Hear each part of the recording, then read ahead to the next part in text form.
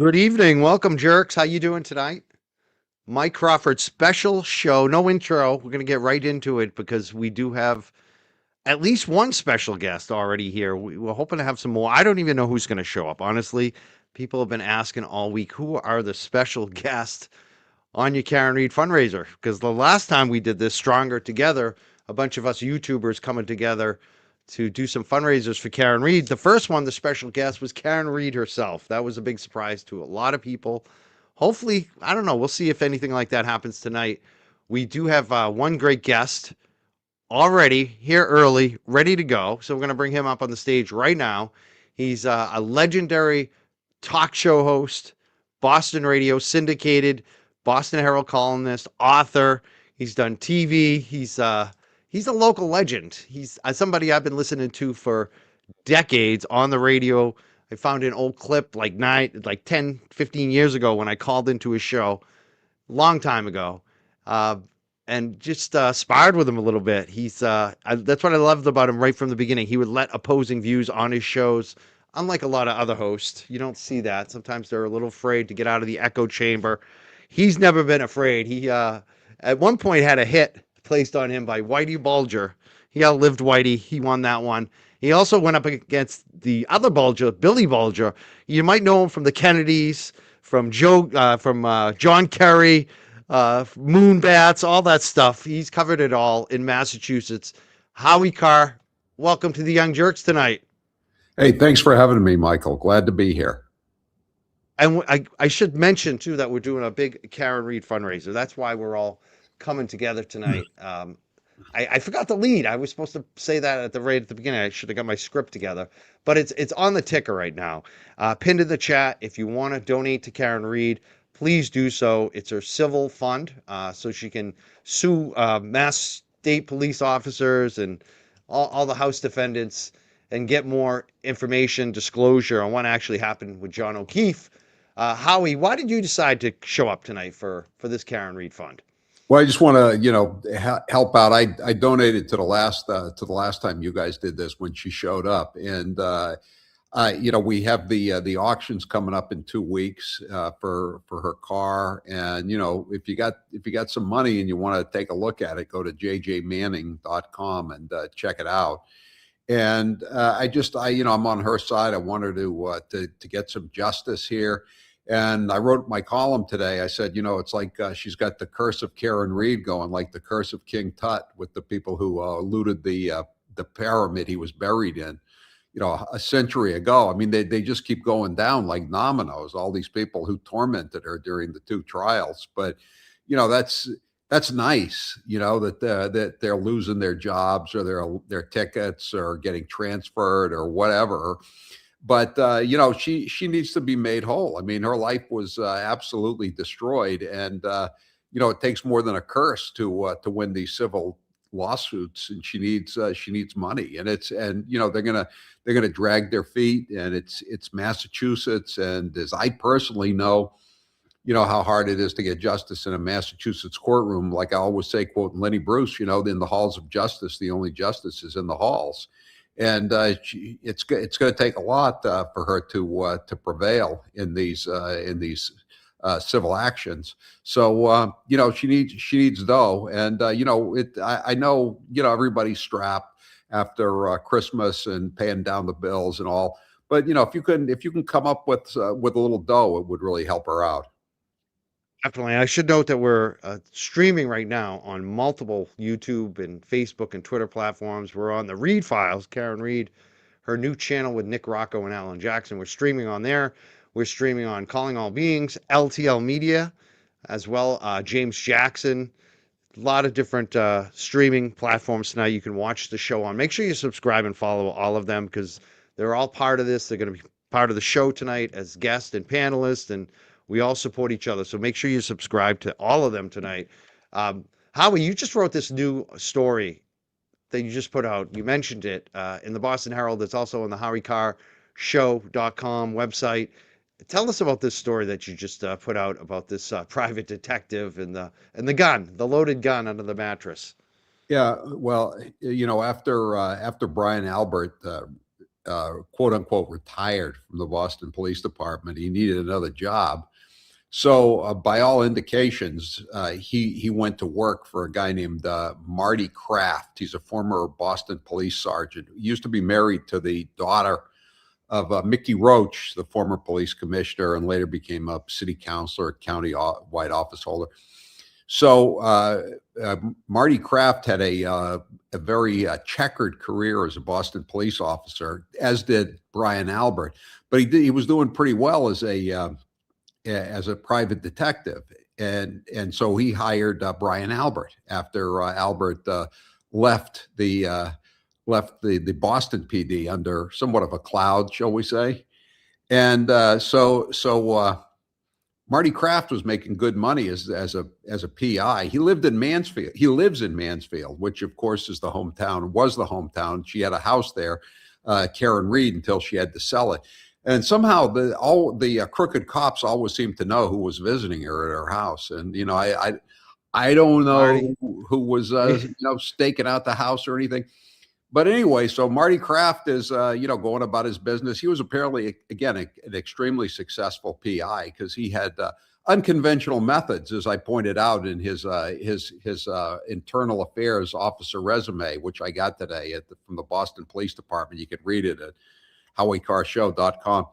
And so he was working and doing well. And Marty Kraft, but Marty Kraft made a mistake last July, I guess. He went up to Newburyport, and I think I don't know what he was doing there, but there's a woman there who was getting a divorce. She had called the Newburyport Police Department 75 times since 2020, and and so the estranged husband goes into the house to pick up some bills. There's nobody there. The estranged wife is gone. Nobody. The house is empty. So he goes into the bedroom, and he sees a gun. It's a 6 Sauer 38, fully loaded, 7 rounds. And he looks at it, and it's in a holster, a leather holster, a concealed holster, not a waist holster, a concealed holster. And then he looks around, and he looks under the bed, and there's a bunch of sex toys. And so he calls the cops, and the Newburyport cops come, and they say, well, whose gun is this? He says, I have no idea. It looks like she's had some visitors because those aren't my sex toys. And so they go and they find out it's Marty Kraft's gun, the alleged employer of Brian Albert. And so they take and the guy who's, I would say it's safe to say that he's at least tangentially involved in this case. Would you agree, Michael? Yes, I mean, there's a lot of smoke and fire around whether He's he an associate. had something to do with the Norfolk County DA's office on this, and it's Yeah, funny, and again, he's a don't know. former Boston Police Department guy, a sergeant. Like, how many scandals does this Boston Police Department have? It's just like one after another. They got a bunch, but the fact is the Newburyport cops said, this is unlawful storage of a firearm. They took him into court, but as he prevailed so often in his disputes with the Boston Police Department brass. But here's the thing, Michael: the state police have to license all private investigators. That's right. So they've had some run-ins with Marty Kraft because he's been like the spokesman for the Massachusetts private eyes. And Really? So I think, being the state police, they figured they had a chance to take him off the board. So they yanked his license. So he lost his private detective license. I'm just getting started in my story. It took a lot to boil this down today, a little time to figure. So Marty Kraft loses his license, the sergeant in the Boston Police Department. And an amazing coincidence, at the very same time that the Boston Police Sergeant Marty Kraft, with a checkered past, lost his license to be a PI, another Boston Police Sergeant, retired with a checkered past, decided to get his license to become a private investigator. Would you care to guess who that was? Wasn't that Brian Albert? Brian Albert.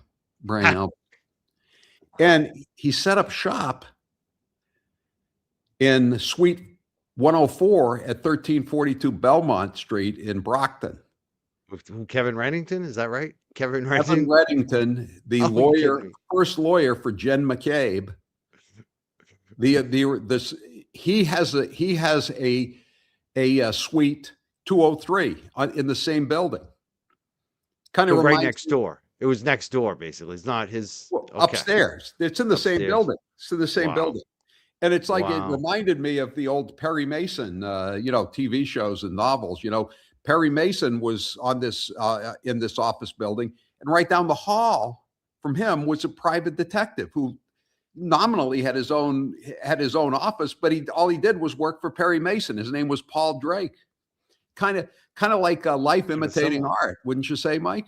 It sounds like it. It's I like no called. show, I Joe. called up. I called up Marty Kraft. He didn't get back to me. I called up Brian Albert. Didn't even get back a butt dial. No butt dials. No, no. It's just funny how this whole thing is playing out. I mean, there are all these incestuous relationships, and now you saw that Yuri Buchanik's brother. Did you see No, this? that's just no. Bo Buchanek. He was in the Westboro Police Department. He just got a lateral transfer or switched. He switched down to the Falmouth Police Department. And the Falmouth Police, so this is good news for Jill Daniels, because the next time she goes crazy and gets a bad ice cube at Shipwrecked, maybe she'll get more favorable treatment from Yuri's pidgin English speaking brother. She's got his cell phone number. She's ready. She's going to be calling him if there's any problems. Bo, do you know who I am? Howie, you wrote this book. I want to make sure people know about it. Howie Carr, Mass Corruption. You can get it on Amazon. You can get it on your website, howiecarrshow.com as well. You sold a lot of copies of this. I know it because so many of my friends and family all tell me I got Howie's book. I read it. I loved it. That people are loving the book. Are you hearing the same thing? Yeah, they seem to really like it. It's doing well, on both Amazon and on my own website. But there's a lot of pictures in there of a lot of these people, and I recycled some of my old columns from the Herald from last year and 2024 and earlier years. We got lots of stuff on the state police corruption, all the other cases that the Norfolk County DA's offices have bagged over the years, whether it's Delahunt or Keating or Morrissey is the district attorney. There's so much stuff that's happened down there. They framed a guy named Fred Weichel for a murder that he didn't commit because Whitey thought he was a threat. He was a younger guy, a tougher guy than Whitey. So they just framed him for a murder he didn't commit in Braintree. He did 30 years in prison, ended up getting 15 million, but your life is shot. There was another murder in Canton back in the 70s, and it was done by a Boston police detective by the name of Bill Stewart. And Bill Stewart was indicted for a murder with Stevie Fleming, Whitey's partner, back in the 60s, and he beat the rap. I mean, this county is just it's just bad news. It's like Plaquemines Parish in Louisiana in 1958, or Lowens County, Alabama in 62. I mean, it's just everything. I mean, it's the Dukes of Hazzard. Boss Hogg. He would. Roscoe, I mean, he was humorous. Train. I mean, Yeah. Mike Morrissey and these guys, they're not so humorous as far as I can see. Not if you're living in the county anyway. No, they just kind of hide away. It's funny how you mentioned like all these guys have fallen. Morrissey's the latest. Chris Albert, both of them recently announced they're not running for re-election. Morrissey, Morrissey and Chris Albert, the select board guy, and Proctor, yeah, and Michael Cox has got the commissioner of Boston. He's got one foot on a banana peel and the other one in the grave. Kelly Devers gone. The two chiefs of police, Berkowitz is dead, and his replacement has now been yanked. Sean Good, who was another one of Michael Proctor's correspondents, so shall we say, is one of his texting buddies. He looks like he's gone forever. I mean, all the top brass in the Stoughton Police Department next door, the Farwell brothers, Devine, they're all gone. Farwell's in jail. in prison down in locked up in I think Central Falls, awaiting trial. I mean, all these people went down, and it's really something. I mean, it's quite it's instant karma, as John Lennon would say. But again, she needs she needs to be made whole. I mean, she lost everything, as she said in that interview the other night. You know, I mean, she lost that house in Mansfield near where Marty Kraft lives with his 6 Hour 38, and God only knows what else. Some more toys, maybe. A lot of toys. uh yeah, we have some other panelists I want to bring up because they're excited to meet you. They're folks that we've been organizing with, some YouTubers. Number one, I want to bring up Brian. Brian is with LTL Media. He's been a big Karen Reed supporter. Karen thanked him recently on the last show that we did with Karen Reed for his extreme generosity. Like, he was pulling money out of his wallet. And I know this from him. He's been raising money for her for a long time, and he does a great show. Brian from LTL Media, you want to say hello to Howie Carr tonight? Absolutely. It's an honor to be here. Howie, how are you?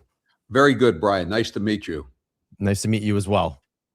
And Brian, tell us why you're here tonight, because why have you been doing this so long? I guess for Karen Reed too.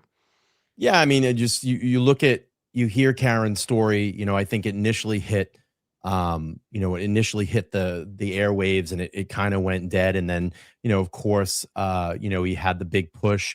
Aiden was behind. You got to give him credit. He blew this thing wide open, and you just started seeing this large community come into this. And being in Massachusetts and being 20 minutes from Canton myself, there's something going on. And Howie was just here kind of outlining how this corruption is so deep. And then, just getting out there and meeting people and hearing more about the story and getting involved with a lot of the fundraisers, boots on the ground, being out in front of that courthouse and seeing what's going on and just watching this play out over the last, 2.5 years of these two trials. I'm here tonight because Karen's fight does not end after that trial. I mean, this is going to continue. She's up against 3 civil trials, but now she has the opportunity to fight back civilly, where there's not going to be a judge that is going to keep out key evidence that people need to hear. And that's why I love depositions and I love civil cases, because the curtain gets pulled back. Oz doesn't get to hide behind the curtain anymore. It gets pulled back and we get to see everything. So hopefully, this all works out and we can see what truly happened to John O'Keefe at 34 Fairview. Hope so. I want to bring up DJ too. DJ's another one of what we're calling the Stronger Together crew, who have been organizing these fundraisers for Karen Reed. DJ, how you doing tonight? Good to be here with you and Howie, and of course, brother Brian. Do you have any comments or questions for Howie tonight too? Before I ask you, I do actually have a kind of a 2-part question for Howie, and just so you know, I am an out-of-towner. I am born and raised proud New Yorker, but I did go to Dean College, so that at least gives me a little bit of Massachusetts credibility. Howie, I'm curious. 2 questions. Have you seen something like this before? And how pervasive is this? How widespread is this in terms of corruption? But in terms of Karen Reed, have you seen another case like this in your long history in Massachusetts? No, I think this is, I think it was the biggest criminal trial since the Whitey Bulger case. But the difference being that Whitey was in federal court and it wasn't on TV. I mean, we could tweet about it. And I remember going over the tweet limits because I'd be typing so fast. I was like a teenage girl, but it's totally different, when you can actually see everything. And when you can watch somebody, covering it, and you can just like stop it and then go back and play it again. I mean, that's how I could get a column and have it onto the Herald website before I went on the air. at 2 o'clock, and it would be a pretty good column. And in the old days, you'd have to go down to the courthouse, whether it was in South Boston or Dedham or anywhere, and just get a parking space and get in there, and and then there's only room for so many people, and maybe an overflow room, in the case of the Whitey Bulger trial, and you'd watch it on TV, but you couldn't record anything. And it was totally different when not only could you watch it on TV, but you could do this, listen to the sound in your car. People were driving across the country, truckers, they're on Route 60, I-40 in Oklahoma, and they're listening to the same trial we're listening to. It was, in that sense, it was totally different. Technology changed everything. And the fact that, the Globe didn't care about the case because she was a white heterosexual native Massachusetts resident. They didn't care. And, and Meatball Morrissey was a Kamala Harris delegate. So he was good people as far as they were concerned. They called all the, you remember this, you guys remember this. They called all the Karen Reed supporters racists. They did. Sure did. Yeah. And Michael Morrissey, he sent the columnist who's an Australian, by the way, which is a lot further away than New York. He sent her a note saying, "Gee, what a great job you did, calling out all those people, those ignorant Massachusetts residents." That's what he was getting at, and it was totally different. Everybody was, Whitey was he was an interesting figure, but if you weren't in the neighborhood, you didn't really know who he was. You didn't know anyone who'd been whacked or anything like that. But Karen Reed became a part of your daily existence, and so it was very different. This is the biggest trial of, there was an au pair back 25, 30 years ago. That was a big trial too. She was accused of killing one of her charges. British girl. Yeah. Louise Woodward. Yeah. Right. But it was nothing compared to this. This is the biggest thing I've ever seen. I think, I wasn't alive, obviously, but it's ironic. The trial took place in the same courthouse as Sacco and Vanzetti. It's probably about as big a trial as Sacco and Vanzetti. How Absolutely. widespread is this corruption in terms of Massachusetts?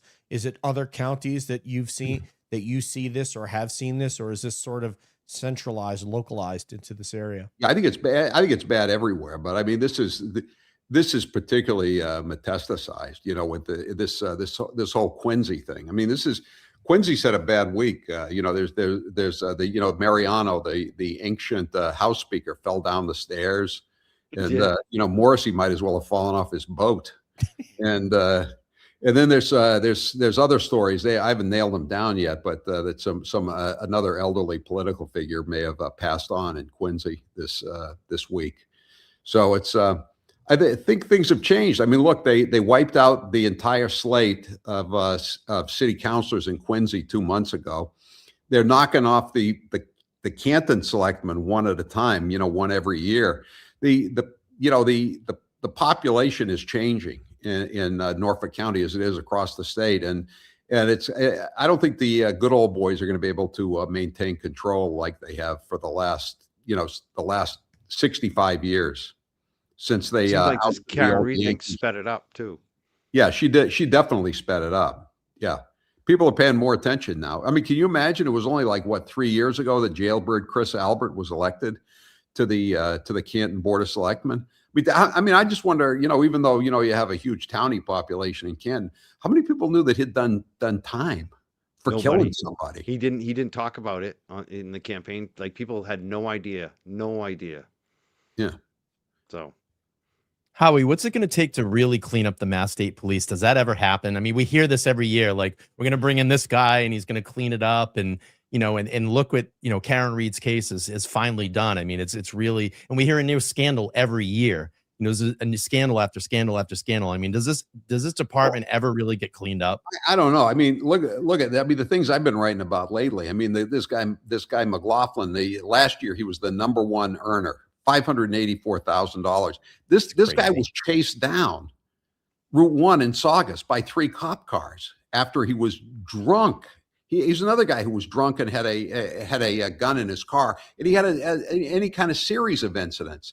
Then this guy Lamar Cook, the aide to the governor, who was shipping cocaine to the governor's office in Springfield, the guy who runs that unit was involved in a huge road rage incident in Norfolk County, and people who saw it were calling 911 and saying there's a domestic incident going out here on the street. This boyfriend is going to kill his girlfriend. And the guy was a state cop, and he didn't even know the woman. He just got angry. And he's the head of the investigations unit for the Mass State Police. And, they bring in all these people like this guy, Noble, the new guy. He's from New Jersey, he's originally from Rhode Island. I don't think he knows any of this stuff. I don't think he probably doesn't want to know about these people like Porter, the guy at the investigative unit, or McLaughlin, the guy that made $584,000 at Logan Airport. I don't know. I mean, I'm so old that I can remember in the 70s being assigned to the State House on a Saturday afternoon. The state police wives were having a demonstration against Dukakis for not giving him pay raises. And they were running through the halls and they were saying, we have to be on food stamps. The state police were making $12,500 a year. And you know what? There was no corruption. Yeah. Wow. None. Different back then. The mob was the corruption. That was it. Yeah. It's a different, the whole pay. I mean, how much do they make now? Like 200,000-300,000 a piece at least. Yeah, I mean up to that guy. Like I said, that guy McLaughlin. They cut after I wrote the column last year. They cut him back, but I mean he made $584,000. Well, the guy Setterquest, he was an old Met. He's the one who just went to prison for 6 years for the CDL scandal. His brother is still making like close to $400,000 a year. Doing what? What are they doing to get these big salaries? I know. It's really bad. It's just there's just so many. I got it for my column tomorrow. I just said that the state police Sunday. I said the state police need a yearbook, like a high school or a college. So I said but we could crowdsource it. In the first place we could go to get pictures and statements for the Mass State Police yearbook would be the Bureau of Prisons website. And I found 7 state cops that have their own pages on the Bureau of Prisons website. And there should be a lot more, actually. Some of them are just awaiting resentencing, like Dana Pullman, the former head of the State Police Association of Massachusetts, the union. And some of these guys that were involved in the Turnpike overtime scandal, they were sentenced to 1 day, and the judge, the hack judge in federal court would say, "Well, you were taken into custody, so we'll consider the 1 day already served." So they didn't do any time, and they stole tens, if not hundreds of thousands of dollars. It's crazy. They make that much money and then they do fraud. It's like if you're making that much money, you shouldn't have it's like enough. It's never enough. You make $500,000 a year and you get involved in some free pretzels and all that stuff like that. They need snow blowers and soda, Mike. That's what they need. Snow blower and a case of Fiji water. Yeah. It's just like, are you kidding me? It's wild. It's so over the top. We have some other folks I want to bring up. Attorney in the green room, but he stepped away. So I'm going to bring up Boston Beer right now. Woo! Hey, Boston Beer, how you doing tonight? Hello. Hi, gentlemen. Howie, nice to meet you. Nice to meet you. Just want to say thank you for your years of journalism and for not being afraid to report on the truth. So thank you for all you've done for Massachusetts. Thank you. Thanks for saying that. Hey, Mikey, I just looked up the GS pay scale. So if you were a GS-15 at the Pentagon running a program at GS-15 step 10, as high as you could go, you'd be making $197. So somebody just driving around in a police car and is making $250,000 a year more than that. Wild. Than in a Massachusetts program manager at the Pentagon. So that's like a big job, right? In the Yeah. Pentagon. So yeah, like we talked about Lou Elizondo, who ran the UAP UFO portfolio at the Pentagon. Like he was making less than a state trooper by half, by the one that Wow. Howie identified. The thing is that it would be one thing if you were getting like quality police work, but I have a feeling that the half-assed way Proctor handled all the evidence and the chain of custody, and God only knows what he did with the taillights. I have a feeling that's kind of like standard procedure, because they're not used to going up against defendants that have money, a family. They're used to going up against people like Sandra Birchmore, even when she was alive, and you can get away with just railroading them. And again, as you saw from the Globe's terrible coverage of the Karen Reed trials, I mean, you're not going to get much help from the press, from regime-controlled media, as I call it. So they just and it's a one-party state, and they just operate with impunity. There's not even going to be a Republican candidate in the fall in Norfolk County. I was talking to a guy who was thinking about it. He wanted to run for something else, and I said, if Morrissey somehow gets the Democrat nomination, the Republican nomination could be an easy path to victory. But it's not going to happen now. I said that. Markey was elected the first time in a 12 candidate field with 21% of the vote. But when Meatball was so low as 4% in that poll after the trial, after the verdict, he would have needed more than 12 candidates to split the vote. He would have needed like probably 20, 25 candidates, and that wasn't going to happen. So he's gone. I'm glad he's gone. Are you guys glad he's gone, or did you want to see him humiliated in September? No, glad he's gone. Excited. Needs to be gone. Well, yeah. Speaking of that, because now it's like, who's going to come next? There's been a lot of kind of discussion about Adam Deitch, but there's also Juna Perkins. I think they're a lot closer than people think. What do you think about the race, Howie? Do you have any thoughts on? Because it seems like Bill Reed and Karen Reed really strongly support Adam Deitch. Yeah. But I haven't seen him on any of the shows. That was my kind of like drawback on him. What do you think so far? It's early too. I don't know. I mean, he is kind of an outsider. He's from Rhode Island. He lived at East Boston, and I think I think one of the things that maybe now less than before, but it helps if people know who you are, especially in these kind of low ballot races. And I don't think anybody knows who the hell he is. I mean, we know who he is, but nobody really knows. I mean, I would think that there's going to be somebody out of Quincy. And the one I suggested in my column was Bill Phelan, who used to be the mayor. And he's married into the Tobin family. They're pretty powerful. But again, I mean, I think Meatball has really like ruined the Quincy brand in Norfolk County for a generation. I mean, I don't know if it's a plus to be from Quincy anymore. Well, he gets booed when he's in public now. I mean, it's people are figuring it out. I mean, anywhere I've seen people out there with a camera when he's out doing a speaking event or just walking or whatever. I mean, people are booing him. Right. So they're like, as I said in my column, you see him on social media, he's coming down like Washington Street, and you hear someone's going, "Oh, there's Meatball." And then the other person says, that bastard, which one is he? He's the fat one that looks like a bowling ball, and he's wearing the dirty jacket. Totally. This is his hometown. This is home. Yeah. What happens when he goes somewhere else? What happens when he goes to Braintree, which is pretty hacked up itself?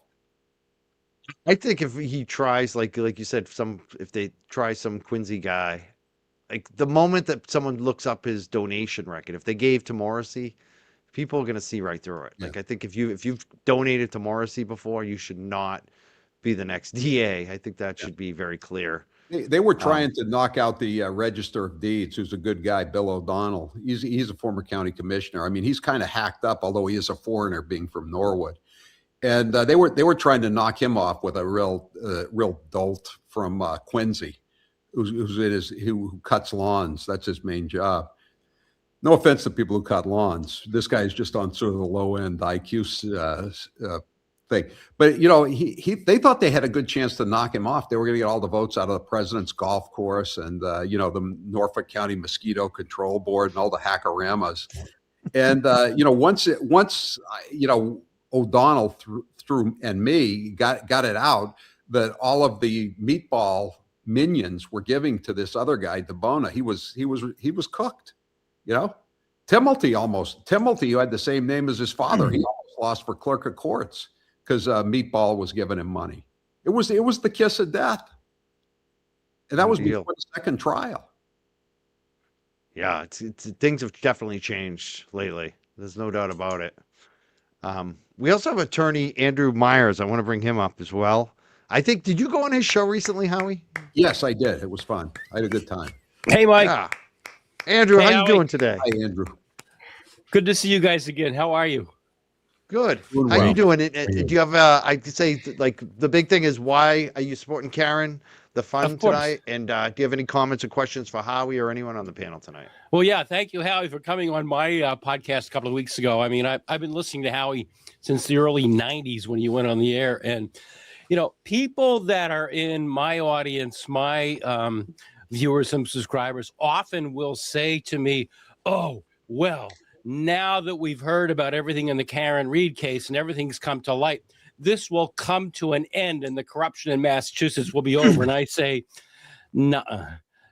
It goes way back. It goes way back to, before any of us were here. But I mean, Howie has covered, the Massachusetts State Police overtime scandal, the Massachusetts State Police crime lab scandal with Annie Ducan and the woman out in Western Mass. I mean, it just goes on.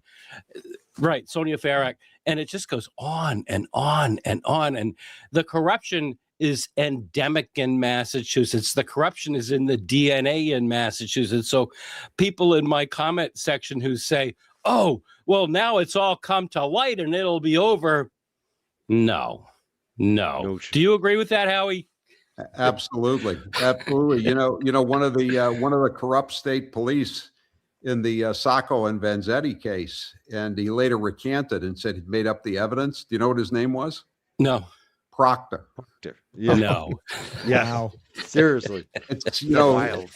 history repeats itself. They used to tell me that oh, you did a good job at City Hall, but now that Kevin White's gone, you're out of business. And said, man, you don't understand very much. You believe that? I said corruption in this state is like a large intestine. There's always something new moving through. It's never going to end. Yeah, you had the Kennedys, you had Bulger, you had so much, and always something at the state house, like Finneran. How many state speakers got indicted? Like there was like four or five of them. Three in a row, and then the fourth one, he was a real. He was only an unindicted co-conspirator. That's right. In the probation department scandal.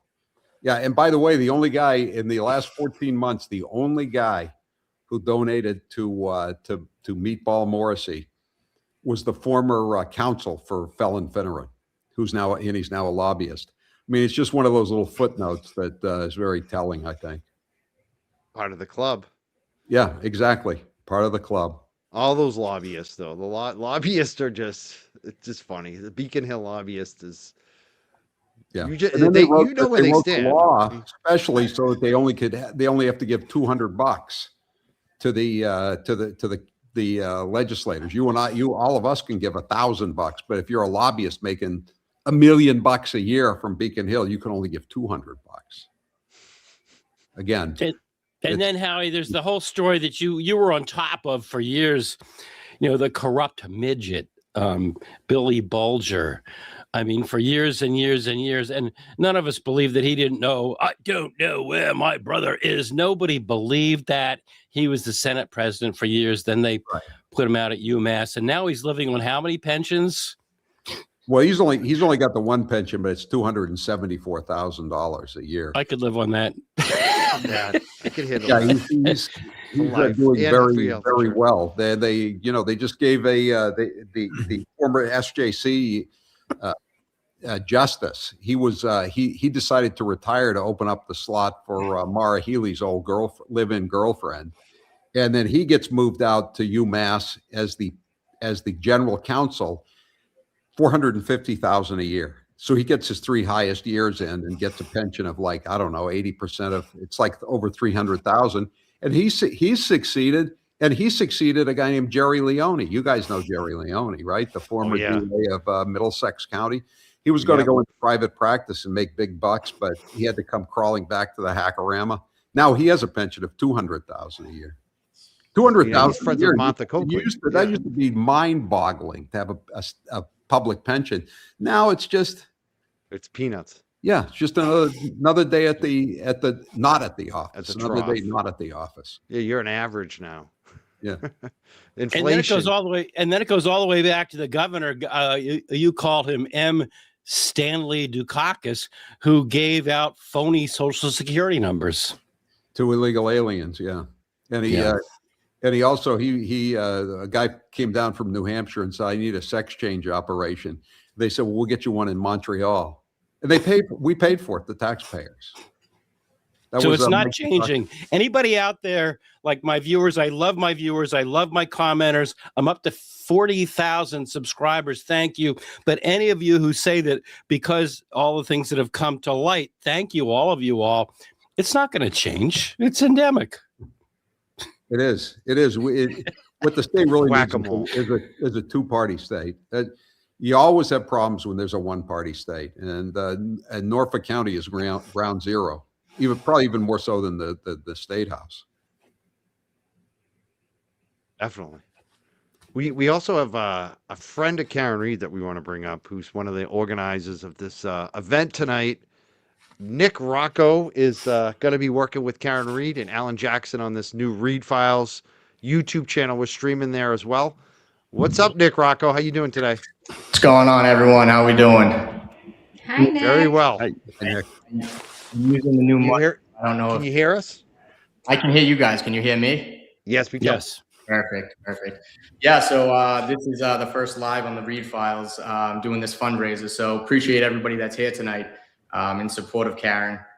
Obviously, we saw through the Rotten Mangoes, she still needs the money. We learned, she wasn't paid from the documentary. She doesn't have this big income coming in for her, to pay all these lawyers and so forth. So that's why these events, and people that are up here tonight too, helping out, it makes a huge difference for sure. And I think every dollar donated tonight is obviously much appreciated by Karen Reed, her family, her friends, everybody. So thank you for everyone for being here. Excellent. And we obviously have Howie Carr on. You've probably met Howie before with Karen, have you? I don't know. No, I don't think we have formally met. Howie, I'm Nick. Nice to meet you. Hi, Nick. How's my hair look? Looks good. Looks good. Don't color it. I like the color. The white looks good. It used to be a little darker like yours, but changed. Couple years ago, right? Yeah. I love know that Nikki is known as Nikki Haircuts. It's like, yeah, that's right. Yeah. I should be asking. When is Karen going to be on your new channel? When's Alan Jackson going to be on? When are you guys going to start doing regular shows? So we just dropped a video today, a message from Alan. I'm not sure if it was played yet or not, but so we don't have an exact date. We're basically finishing setting things up as far as the studios and things on the back end that need to be ready to go. But a lot of the shows on the Reed Files, majority of them are going to be pre-recorded shows, but then also a lot of it's going to be member-only content. So eventually, there's going to be a point where you can hit the join button and you can become a member of the Reed Files. So those are like some of the things that we're still working out on the back end before we decide to go forward and produce the first episode. So it'll be here soon, though, in a few weeks, definitely. And we're streaming right now on the channel. So Alan, and Alan is just fantastic. And I hope he doesn't. I send him stuff occasionally about when I'm turning up on the Boston Police and the state police, and those letters he writes are really scorchers. And I think they're getting the attention of everybody, even at City Hall. I'm surprised you get away with writing what you write, and they publish it in the paper still. Because I mean, during the trial, you were definitely hitting hard. You were coming in swinging during the trial with some of those articles, and I was like, wow, this is being published in there. That's amazing. Well, thanks. It was fun. I mean, I love covering trials. I mean, it's just everything is right there in front of you. And as we were saying earlier, when the trial's on TV and it's being streamed, you can just, if you want to get the exact quotes, you just stop it and roll it back and then listen again. Exactly. It's just so much easier than it used to be to cover a trial. I mean, I don't know what it's like to be a lawyer, probably just as hard as ever, but for a writer, it's a lot easier. Well, if you miss one thing, that could be the biggest telltale on what your audience knows is the truth, because if you miss one key point of that could be the deciding factor for your audience, whether someone is innocent or guilty. And that does make a big difference.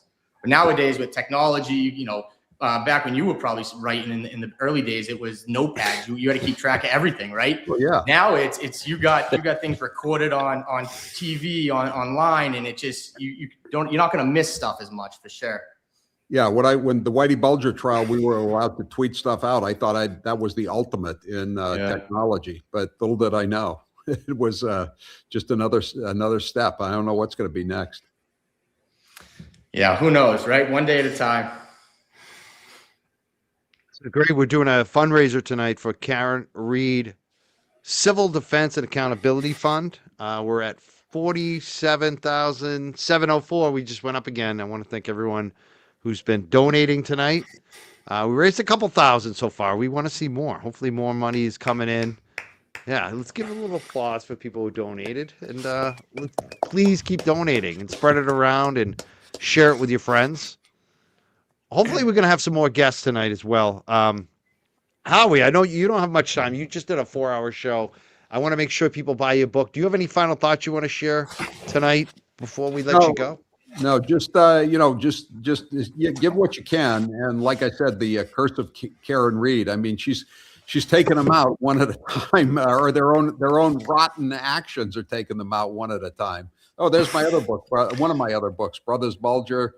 It's a very popular book even now. Look at that. Look at those books. Where's Hitman?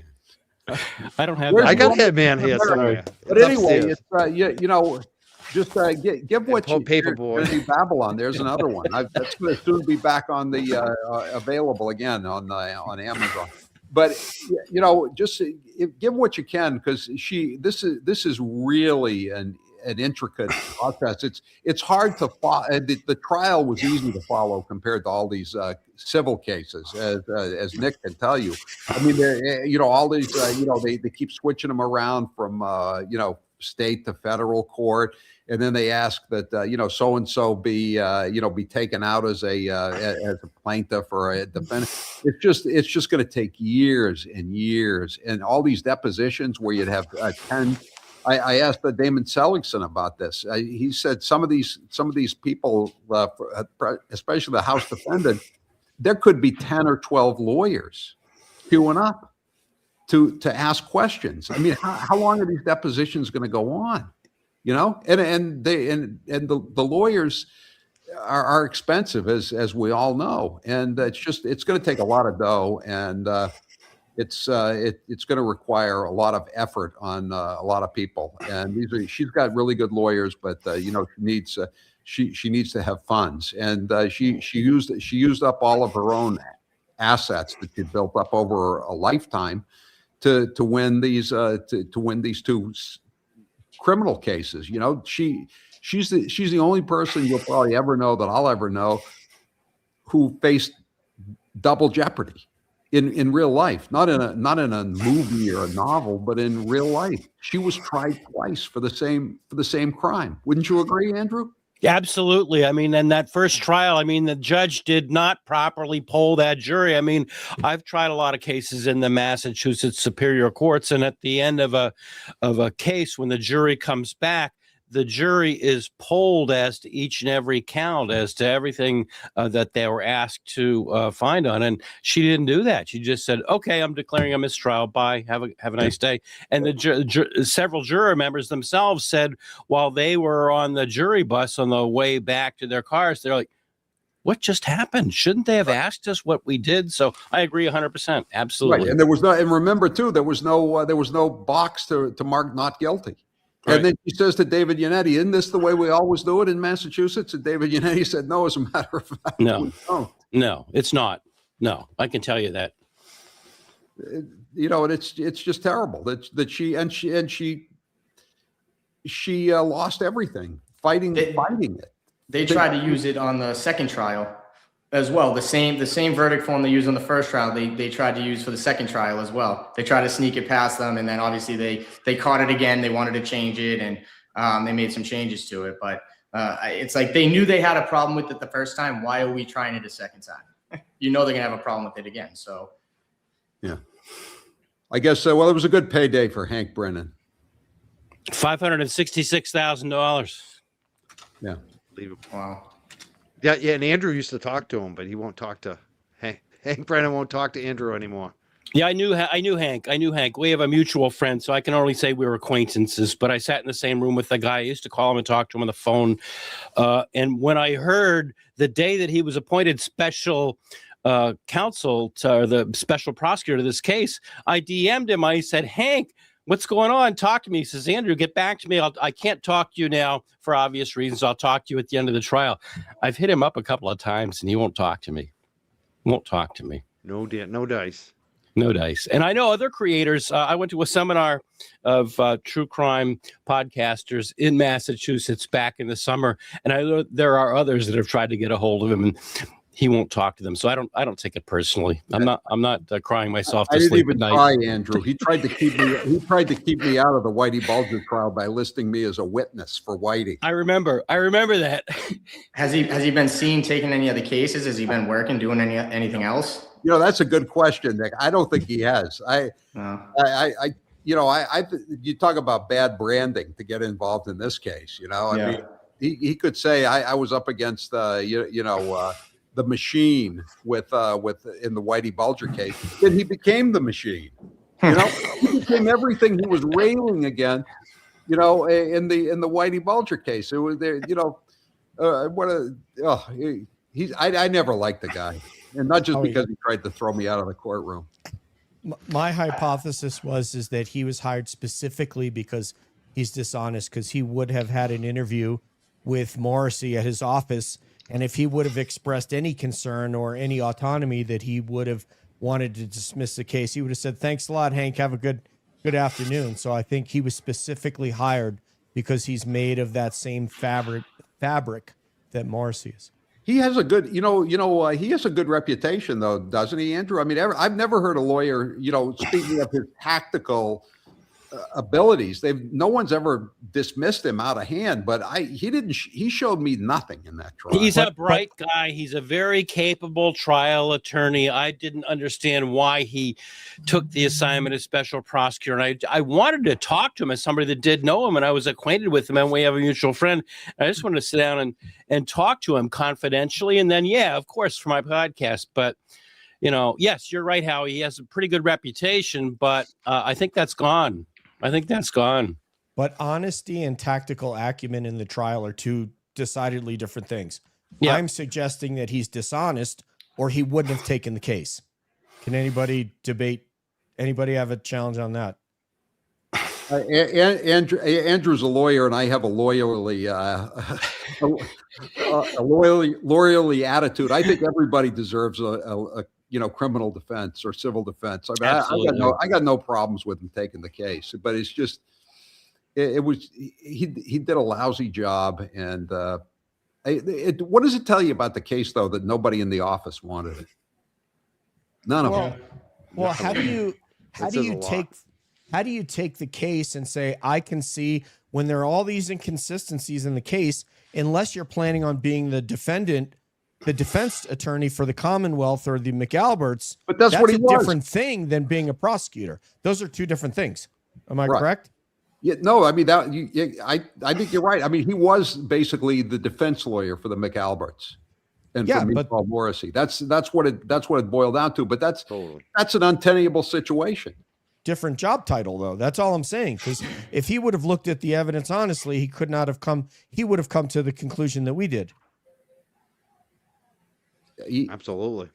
Well, I mean, the Definitely. fact that he didn't know where he didn't know what the town O'Keefe was from, Right. and he called Karen Reed Mrs. Reed. I mean, I wasn't getting the the vibe that he was a meticulously prepared person, and he couldn't pronounce any of the technical terms. I don't know.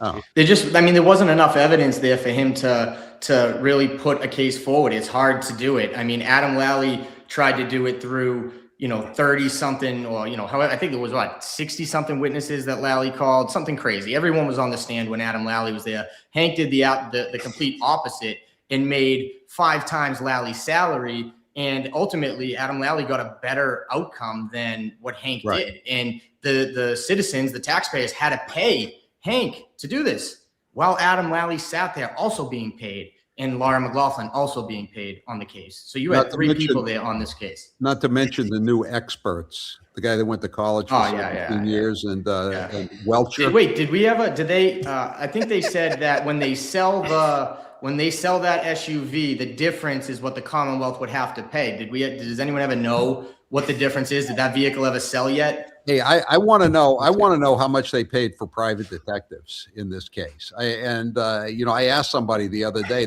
They still don't know, and I think the price tag is a lot higher than what they've said. Several $1 million. I think it's a lot. I think it's going to be a lot. Millions. Yeah. The most expensive DUI in Massachusetts history. Yeah. Right. By their own accounting, $4 million for DUI. For what trial? Both trials or just trial number 2? I'd be able to do both. Again, this is their numbers. I think there's a lot more, under the table expenses or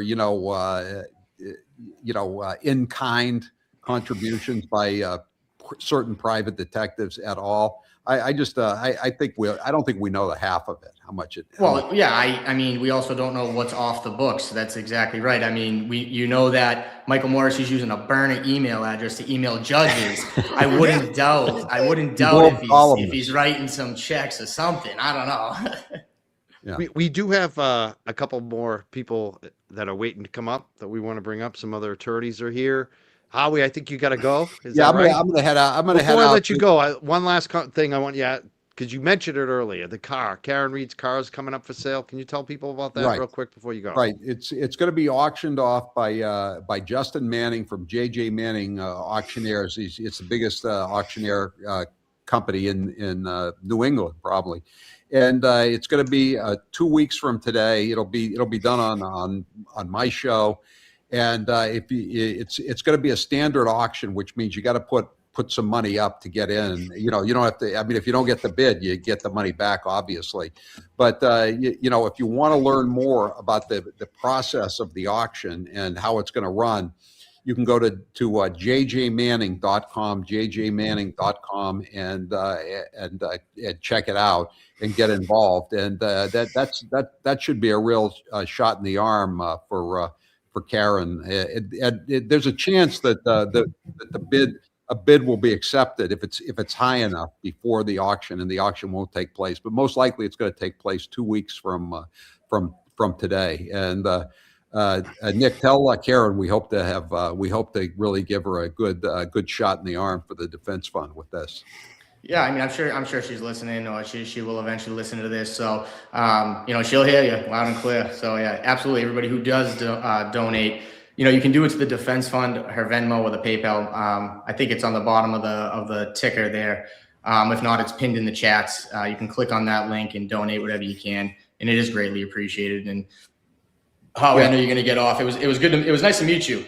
Nice Finally. to meet you. Thank you for being here, Howie. And by the way, I like to thank Bill Broussard from JB Auto Care. He's the one who in Weymouth. He's the one who did it. He did a fantastic job, and he brought in some of the guys to deal with the just the terrible condition of the interior of the car. They just left it out there and abandoned it basically, and mice got in and built nests, and just a horrible mess. And there's still no electronic system in the car. I mean, they wrecked it. Yeah, Which I understand. Okay, you're trying to get evidence, but you'd think that they would replace what they did, especially when there was not one but two not guilty verdicts. But again, it's Norfolk County. Well, I mean, they still have her phone, so they're not putting electronics in her car. They won't even give her phones back. It's pitiful. It's really pitiful that she's still going through this. But anyway, listen, it's great to be with you guys. Anybody can, anything helps. And Karen's still got a long way to go before she's whole again, if she ever can be. And just whatever you could do, help give her a little assistance. It's so good to see everybody here tonight, and everybody have a good weekend. Be well, you. Howie. Thank you. Bye-bye. Legendary Howie Legend. Carr. Wow, it's amazing to have him on the program tonight. And we're raising money for Karen. We have some great YouTube, what do we call them? Law tubers coming up next. We have some good ones here. We also have James. We got a few people in the green room we want to bring up. So let's bring up. I'll bring up the non-law tuber first. He can say hi very quickly, and because I want to make sure I get everybody up on the screen. James Jackson, what's up, bro? What's up, everybody? Wow. Hey, James. I'm sitting here listening to Howie, and he's like talking about her audio doesn't work, and it's like, Howie, shh, stop telling them that. Her audio's, it's fine. Audio's Her audio is fine. I have an audio guy. If you're an audio person, no, but he's giving away audio doesn't work. Listen, He's used to the radio, so they tore apart Karen's SUV. First of all, DJ Nick, what's up? What's going on? Mike, What's up, brother? Hi. Andrew, Hey, James. is that your name, Andrew? Nice to meet you. Attorney Andrew Myers. Same. Hey, James Jackson got a channel. I want to make sure everyone subscribes to the Read Files, James Jackson channel. We got attorney Andrew Myers. He also has a YouTube channel. Thank you. And Boston Bia and DJ from Calling All Beings. Make sure you subscribe to them. LTL Media. Brian was on the show a little earlier. Make sure you sub up to him too. LTL Media. And now we have some law tubers I want to bring up. The first one I'm going to bring up is he's huge. He's got a huge. Both of these guys are pretty huge law tubers. The first one is from Canada, and he's one that people were in the chat asking about. Runkle of the Bailey, what's up? Hey, Runkle. Not too much. Just Ian here to Runkle. support the cause. So Runkle, that here's work, huh? Yeah. it actually isn't because I. Do Hey, you're in nothing the with bottom it. with me and Nick Rocco. We know about here. So he's a barber. Yeah, dry. And I know about different. Right now, Nick, I'm going with the faux hawk. I got the back going. But hey, Runkle, I mean, man, I couldn't do it, man. That's a lot. It's a lot of work. As I said, it really isn't. I don't even get it cut. It's just. God damn. I want to ask. Like, let me ask Runkle. Runkle, nervous. why did you decide to show up for Karen Reed tonight? You're an attorney. Why are you here supporting Karen Reed's civil fund? Well, because the whole prosecution was just one of the biggest farces that I've ever seen, and it's insane what went down. And I actually got started, and I wasn't going to cover the Karen Reed case. I just was like, okay, everybody's covering this, but it doesn't really seem all that interesting. And then I was just watching on another channel, and it began with Yanetti's opening of like Karen Reed was framed, and I went, okay, now I'm going to cover this because this is the kind of promise that a lawyer makes that they cannot possibly keep. This is a lawyer over-promising to the jury. This is a lawyer. And so what I was basically expecting to do is cover a case and be like, he made this promise and look at how badly it's blowing up in his face. Like, I thought I was going to be covering the case of Yannetti blows up and, dies publicly. And the case kept going, and the comment I made over and over for like the first however Wait, long. wait, the wait, first wait, wait, trial. wait, wait. Nobody stop Ronco right there. Why did Yannetti, why did the case die? Well, I was expecting Yannetti to. Like, you tell the jury Karen Reed was framed. This is the kind of thing that never lands, right? And so I was waiting for, like, I'm watching this for like a week, and I kept saying, how is it that the Karen Reed was framed isn't stupid yet? Like, this was going to be stupid. When is it going to sound stupid? And it just kept going, and I'm like, this actually is having like, there's traction to the Karen Reed was. And so I got covering it, essentially expecting that the lawyer was going to be, I actually expected that I'd be kind of making fun of Yannetti when I got started covering it. And I got to the end of it and I was like, no, he's actually delivering on this point. It actually makes a whole lot of sense. It makes way more sense than Lally's theory, and I mean, Lally had one of the worst openings of the history of time in that first trial.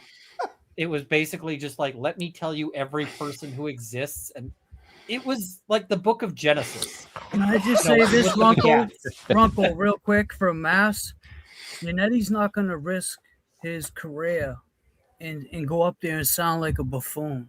If he believes in something, he's going to believe in it. He's not going to go up there and speak stupidly, and I hadn't been following like any of it. I got in late, and it was kind of an advantage because I'm going in being like, I'm just seeing what the jury's seeing. I haven't seen any of the pretrial stuff. So I came in late. I didn't know who Yannetti was. I didn't know if he was like Lally, who doesn't know what he's doing, or if he's, because we've seen some of the cases we've covered. We've seen lawyers who just, who just don't know what they're doing, who kind of fumble. And I kind of thought that's where that was going. I was going to be like, what I expected is I'd be telling the audience, as a lawyer, this is why you don't overpromise and overcommit. You come in and you say there's cases full of holes, but framed is a big promise. Yes. Huge. We also have another guest we're going to bring up right now, too. We have another attorney who's been standing by here. He's a criminal defense attorney, a former prosecutor. He's also Navy JAG, I believe, if I got that right. He's very accomplished. He's all about justice. He is a justice guy. He's got a YouTube channel as well. Attorney Carl Steinbeck, welcome back to the Young Jurks. How you doing tonight, sir? Hi, Mike and the team. Good to see you all. Yeah, I'm giving you a round of applause. How you doing? Thank you for being here. We've got three attorneys here. Three different attorneys. I love this. Well, Ronco's about to get his point five off. of us common people. Three attorneys in the middle. Attorney Carl Steinbeck, why did you decide to show up tonight for this, for Karen? Well, it's I think it's great to see these attorneys following through and going after them offensively. The evildoers that were behind this racket that we saw that was ratcheted up against Karen and tried to absolutely destroy her. They have no mercy. There's nothing these guys won't do to try to crush her under, but they failed. Thank goodness for the lawyers that she had that stood up to this wild, out of control justice system out there. And so it's they need to be held accountable civilly now. So I know she's defending herself well to death, but she's also pursuing other offensive actions, and those take money. And there's a lot of money that needs to be raised to help make this happen, because I do believe she's going to have she's going to prevail on this as well. So I jumped onto the criminal case at the end of the first one. I just made one live stream on the first trial. It was while the jury was deliberating. I said they have not proven second-degree murder. From what I've seen, I didn't even see a whole lot. I saw less than an hour of it, but I was also conferring with my wife, who's also a lawyer, way smarter than me, and I was pulling her to see, is there anything that we've seen scientifically that shows that he was not beaten up and mauled by a dog or something along those lines? And there was nothing that we had out there. So I said, there's no way they got second-degree murder. And so as it turns out, it was a hung jury. And as you guys have been talking tonight, it was an outrage there of how the whole jury was not allowed to properly deliberate, because I believe she would have been found not guilty there as well. So in any event, now we're facing her completely exonerated criminally, but civilly she needs help. And so, Mike, when you reached out to me, I said, absolutely, I'll join you guys. And folks like Nick Rocco has done such an amazing job as well.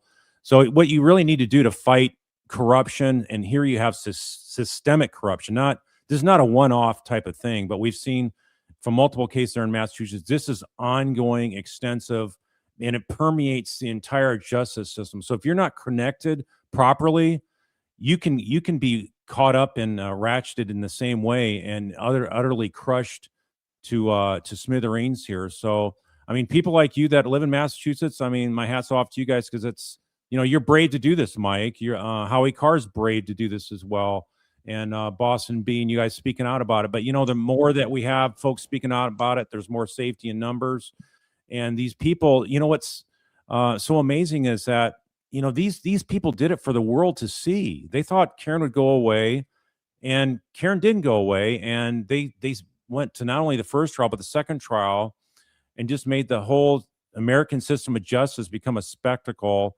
And so that's why I got involved, Mike, because I just thought, there's nothing that gets me fired up as seeing somebody being railroaded in the criminal justice system. So that's why I jumped on. And that judge is the worst judge I've ever seen. I never thought I would see something like that in my lifetime. But anyway, glad we don't have that Judge Cannoni on the civil stuff. So I think she's got a fair shake. We're gonna have justice still arriving in the future for Karen Reed and her family. Well, Judge Beverly Cannoni now is over in Plymouth County, and that's where Karen's being sued by the O'Keefe family. So, it might be interesting if they do, if she does get on the case, because originally Judge Beverly Cannoni was not on her first trial. She ended up taking it over. She was on civil trials when Karen was going through it in the beginning, and she ended up taking over. So that would be pretty coincidental if she ended up on Karen's Plymouth case. So. Yeah, I don't see that happening, and I know there's some ways they could go about making sure that doesn't happen on the Karen Reed's legal side, but I won't get into that tonight. But I expect good things to happen down the road for Karen Reed and her team. But so glad to see all you guys helping out with this cause. I want to thank you for being here. We're trying to coordinate. Nick, we're trying to get the special guest up, but not happening. He's not in the chat. They're not there. I've been looking all night. So if you can communicate with them, maybe send them the link again. Hey, Mike, I just shared it with Nick in private, in DM or private chat. We would definitely like to get this person on the show tonight. And I guess they were trying to get on. I'm wondering if they're one screen away. You know how sometimes you're not fully inside? I don't know. Something's not right. But I want to thank. I just sent the new link, so hopefully that might work. All right. Because we have an all-star panel, but we have a space for one more. There's one more. And again, I want to thank everybody for being here tonight. Like I said, we have 3 attorneys. We have 5 regular folks, I guess, the common folks. But one of the things that just happened was Michael Proctor responded to Karen Reed's civil case. Did anyone see that? Did anyone see those responses today? They were posted up online. I got a copy of some of them. I'm just wondering if any of the attorneys saw it. I saw it, Mike. It was pretty perfunctory. He just, pretty much admitted and denied what you would expect him to admit or deny. And there were a couple of paragraphs where he did acknowledge, which he really had to, that he was the lead agent on the case, but he vehemently, denied the language that he had done anything wrong. So it was pretty perfunctory. It's nothing. I had it up on my screen earlier today. It was nothing that really is going to, make headlines. I don't think, at least not in this group. Yeah, it's funny because it was not much meat there. I didn't see anything new. It was just just refer to the trial, refer to this. This has already been answered. It was very light. Well, that's what you do in an answer, Mike, in a civil case. That's what you do if you're defending. And I've done a fair amount of defense. I'm mostly a plaintiff's attorney. But when you're defending, you take the complaint and you take it paragraph by paragraph, and you either admit or deny or say you don't have sufficient knowledge to make a judgment one way or the other, and you leave the plaintiff to prove it later on. So that's pretty much what he did. No real headlines. Like I said, he denied that he did anything wrong, but would you expect anything different than that, Mike? Probably not. I mean, it's kind of par for the course. Usually, Yeah, the only I'm time also when they do more. than Mike, that can you is check? the Is other anyone thing. backstage? Yeah, nobody is. Weird, huh? Nick, you might have to go on and just like he may not, like what Mike said, he may not know the steps to actually get to where he's in the queue. So you might have to just coach him through it. All right, hold on one second. Okay. But yeah, of course, Proctor's going to Proctor, and he's going to try to convince himself, as they all are. They're all trying to convince themselves that they've done nothing wrong, and they're thinking, "Oh, eventually, if I just keep saying it, it's gonna, I'll be innocent." And unfortunately, it's not going to work that way. So, Yeah, definitely not. There was also some other things happening too, but I'm wondering about the federal, because this Karen Reed was being sued in state court, and she's countersuing the House defendants, and their first move was to move it to federal court. So I'm wondering about the attorneys here who have some experience with this stuff. Does it make sense to move it to federal court? One of the things their advocates said for the House defendants is that they felt like Alan Jackson wouldn't get the camera time, and it wouldn't be as much of a show in federal court because the TV cameras aren't allowed. Do you think that's a good strategy to move it to federal court? Like, what are the pluses and minuses? Why would you move it to federal court with a civil suit like the House defendants did? I mean, they're getting hammered in the court of public opinion. Taking it out of the public view it's not a dumb move. I mean, the public hates them. It's like that's what it comes down to. So why not take it out of the out of public view?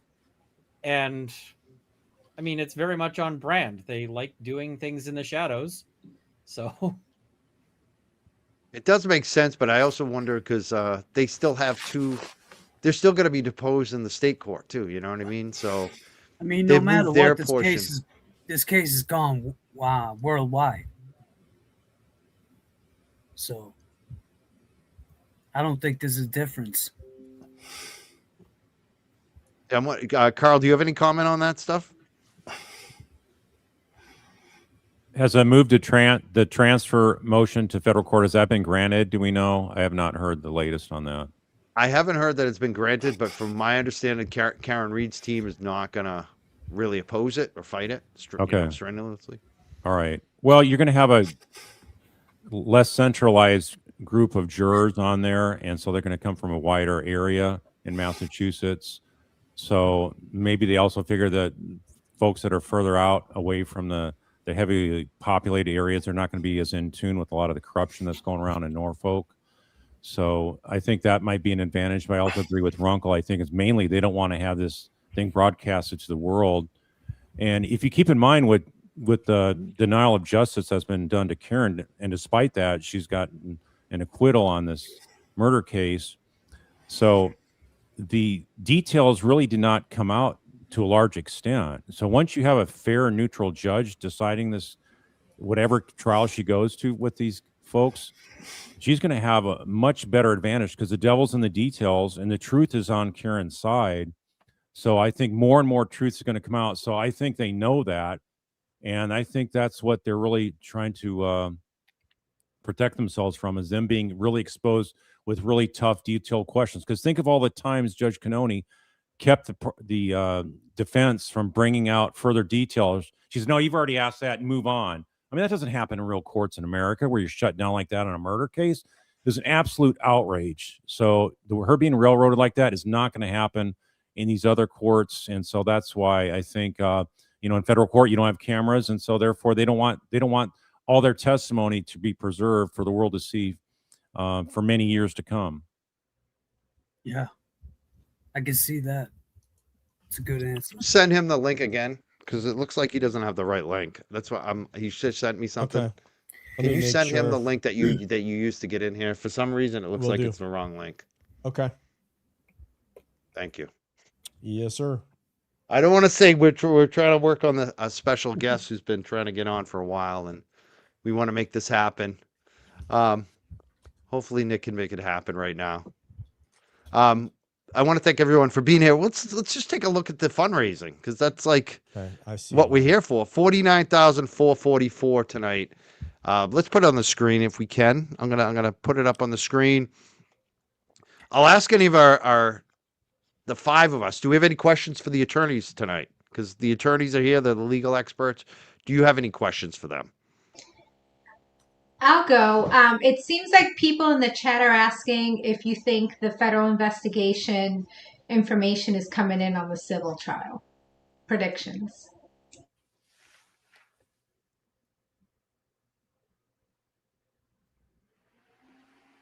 I can jump in and say something, Mike. I think that kind of information will come out in the civil case. That's another thing that they did to try to hide the truth from coming out. In the criminal trial was of who ARCA was hired by. I mean, that's like a no-brainer. You let that information come in, especially because the prosecution is trying to say that they were hired guns. They don't have any professional credibility. They're just doing whatever the defense wants to, and all that kind of stuff that they were trying to make hay on Hank Brennan's team about the Skype communication being something nefarious. So all that kind of like ridiculous games that Brennan was pulling and the judges supporting him on are not going to happen in this trial, any of these future trials in civil court. I was actually quite shocked when, well, I mean, I shouldn't really have been, but as Brennan keeps sort of going, well, who hired you to ARCA? And the defense is going, can we tell the jury yet? And I was sitting there going, they have not only opened the door, they have kicked the door, they have battered the door, they have taken the door off its hinges, and they have eliminated the concept of doors from modern society. And yet the defense is still not able to say, oh, right, the FBI hired us. Like, what does it take to get that in when Brennan was so adamant? And because the defense couldn't get it in, it ends up looking nefarious to the jury because they're like, why is the defense not telling us? And, you know, it ends up looking suspicious. But, and I say I should be shocked, but there was a lengthy history with the judge before then that really should not have surprised us at that point. We have the special guest here. Wow. Finally, he is here. Oh my God, I'm so excited. Thank you, Nick Rocco. It worked. All right, we had the father Howie Carr here earlier. Now we have the father of Karen Reed, William Reed, Bill Reed. He's setting up his camera. We're just going to give him a second here. Let's give him a round of applause. Yeah. Hello, Mr. Reed. Thank you for persevering with us and finally getting online here. I understand you've been working on that for a while. I want to thank you for being here tonight.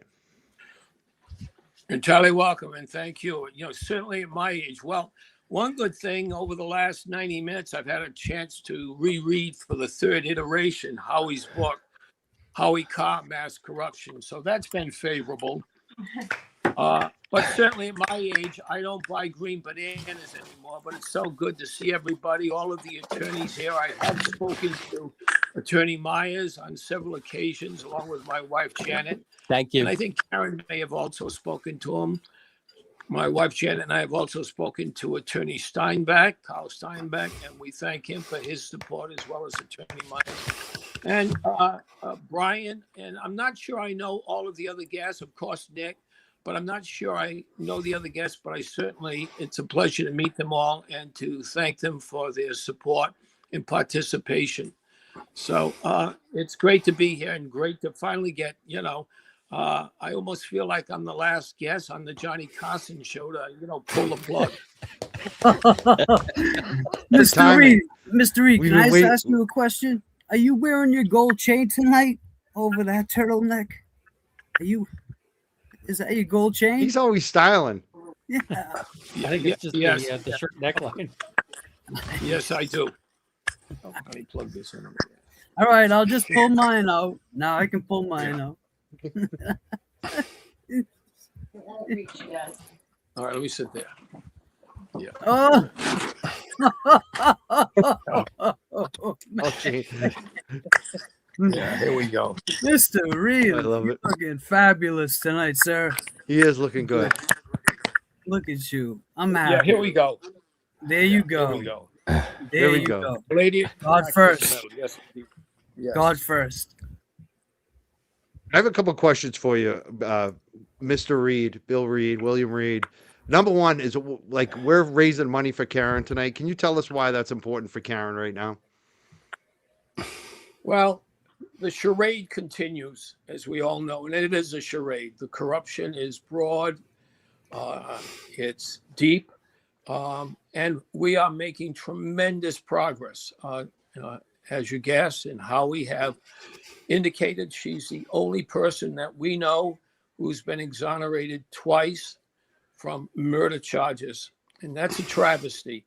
And when you think about what's happened here, all of the progress we've made, we've had now the DA Morrissey will not be running again.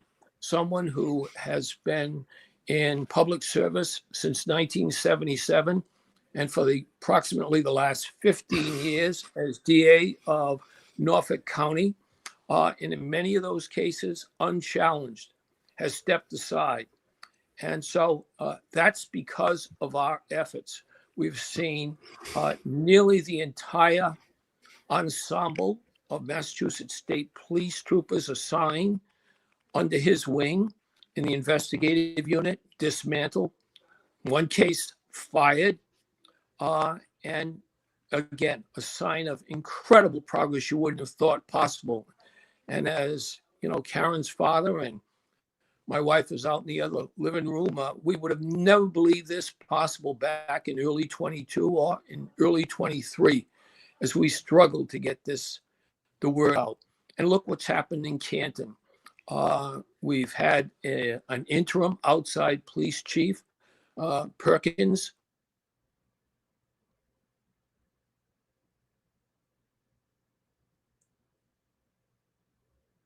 Test.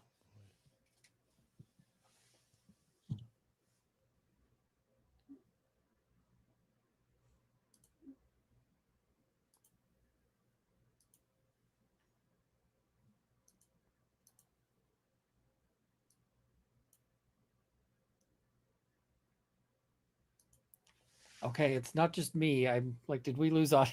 I've been Yeah, I checking my- lost We audio. lost as audio well. for a second. Yes. I can't hear anybody. We can hear everyone now. For some reason, I think we had some StreamYard issues I here. think so. But I think we're all back. We're back. Okay. Yeah, Mr. Reed, Bill, I'm going to call you Bill. It was definitely requested. People want to hear how you feel about this DA's race because you and Karen have donated to Adam Deesh, and people want to hear how you feel about that because I had some questions because he wasn't kind of coming out to a lot of the shows. I feel like since he's been, since he announced, but people want to hear why are you picking up on Adam over any of the other candidates? I don't think we can hear Mr. Reed. Oh, he's muted. Yeah. But he's not muted on the screen. Something's wrong with his audio. He probably needs to leave and come back in, sadly. I don't want him to because No, I'm I know, afraid. but that's usually what I works. know. He might be muted, Mike. No, I didn't mute him. No, I'm looking you at it. could He's see not it. muted. Now he muted himself over there. People in the chat are hilarious. Yeah, I think he muted. No, wait, he's unmuted. Hold on. That was after the fact. After he I keeps think he's muting and unmuting now, but that's not the issue. I think he might have unplugged his mic or something. Technology. Yeah. I got a question while we're waiting. This is for Runkle, Carl, and Andrew. As far as Judge Bev goes, do you see that there is some sort of an avenue for sanction, or do you think the egregiousness and bias in her conduct didn't rise that level? Now we got Bill Reed back, so we're going to be quiet again. Let's see if we can hear him. Okay. Bill, you want to do a sound check and just speak and see if we can hear you? He did. He is. Yeah. Yeah, we're not hearing him. No. Hey, Mike, if you have his cell number, just call him up and put him on speaker. We'd be able to hear him that way. I don't. Maybe I can talk to Karen. Let's bring him in and bring him out. We'll try that. Okay. Go ahead. Go ahead. Ask your question, DJ. So yeah, this is for our three esteemed legal professionals. Do you think that anything that you saw rises to the level of some sort of a sanction with a legal body or with the bar of Massachusetts? And if so, why hasn't that happened? It's really hard to actually sanction or to actually get any meaningful consequences for lawyers. We have all of these rules, and in actual practice, what ends up landing is one of two things. Did they sleep with a client or a witness, or did they steal money? And Right. so unless Brennan is caught like walking out of the courthouse with the silverware or, something like that,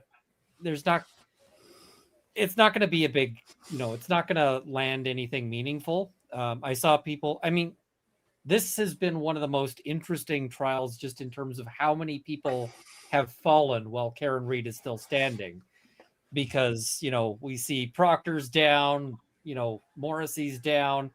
That is almost unheard of because you get trials where even when you find police misconduct, it's very rare that an officer is actually, but as much if they land anything on them, it'll be really minor unless there's something like, does one of the lawyers write a tell-all book where they're like, I conspired to frame Karen Reed? It's not going to happen. I don't think they did. I think the lawyers were just trying their best with an absolute garbage case. If you're hoping for Brennan to get disbarred, keep hoping. Bev, Judge Bev, not Brennan. If you're hoping for her to get, sanction, it's not going to happen. Think how many cases. Andrew, go ahead, Andrew. We lost Andrew.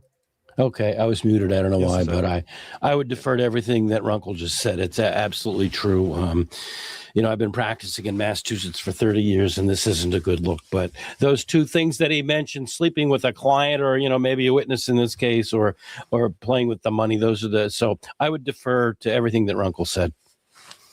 Thank you. We can Bill Reed back. Hopefully we can hear him. I'm not sure.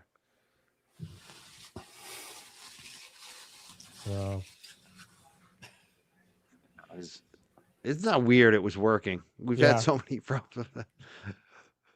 I want to thank you for coming. Let's just give him a round of applause for being here and trying so hard to be here. And I want to thank you, William Reed. I know you can't hear us right now, but we really appreciate you being here.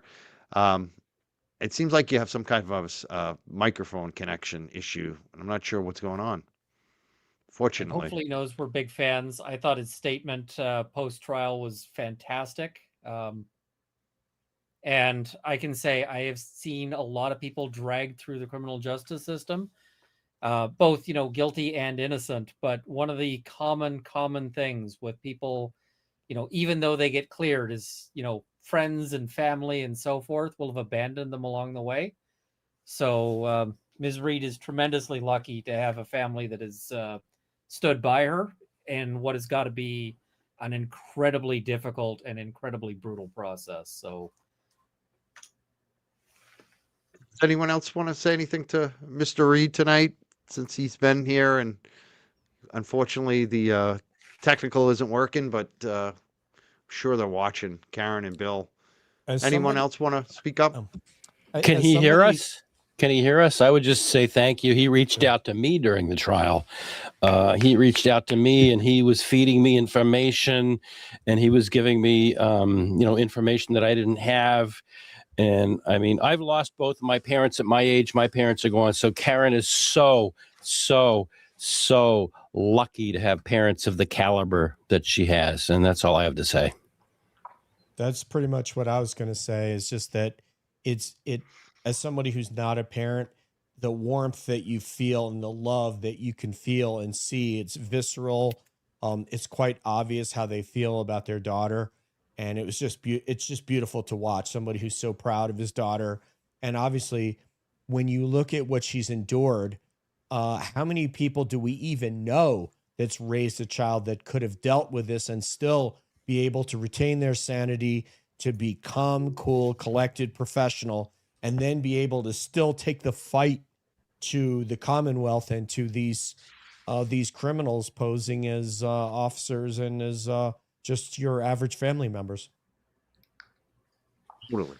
Yeah, it's just showing up every day too. I mean, that he was such a strong presence there every day in court through all those trials. Yeah, I mean, and those benches were not comfortable. You know, I sat on them quite a bit, and you know, I know at some point, like the lower part of your back just digs into that bench, and for them to sit there every day for the amount of time that they did, I mean, you know, and at their age, it's not easy, and so hopefully he's enjoying himself sitting on the couch now, and he won't have to sit in a courtroom like that until the civil trial begins, and you know, doing it all over again. But those seat cushions during the trial definitely made a huge difference. But I do want to say thank you to everyone who has donated so far and everybody who has joined the channel and helped fundraise tonight. I know there's still a long show ahead, but I just got out of work and I hopped right on. So I'm going to eat some dinner. And when I'm done, if it's all still going, I'll hop back on. But thank you to everybody who has donated again. I know they appreciate it. But we'll continue the fight for sure. Thank you, Nick, Rocco, and enjoy your dinner. And thanks for helping out with getting Bill Reed up here. It was thanks. You know, at least we got him on for a couple minutes. I missed the DA answer. That's what I really wanted to hear, but at least we got him on for a couple minutes. Thank you so much, Nick. You got it, man. Have a good night. You too. Have a good night. That's Nicky Haircuts, Nick Rocco. This has been fun so far. We're having a good He's not time. lying about those seats. Yeah, those seats are never comfortable, right? I don't think anyone enjoys Mikey, that. I sat there. You've sat I was in there, them? and I sat there twice with Karen and her dad, and he might not remember because so many people were there in the courtroom, but those seats are not comfortable. And I remember saying to Mr. Reed, you know, not every parent does this, and he's like, no, I'm just doing what any parent would do. I'm like, not any parent does. Like, I know I have a lot of friends that I don't see their parents doing stuff like that. So he stuck it out just as long as Karen did. So you got to give him that respect, man. So, Totally, there every single day. And you lawyers all know that that's a lot. Yes. Absolutely. What I guess I want to do, we got a few minutes left. We're still raising money, but I want to go around to every panelist here and just, you know, tell everyone what you're up to, what you're working on, because you all have like YouTube channels. So I want to make sure everyone's getting some support tonight. We'll start with Boston Bia first. Well, as the co-host on Calling All Beings, tomorrow I am hosting a ladies roundtable with Boozy Beauty and Boston Brandy. So I'm looking forward to that. We are working on a lot of things back on Calling All Beings. So that's about it. Go to DJ.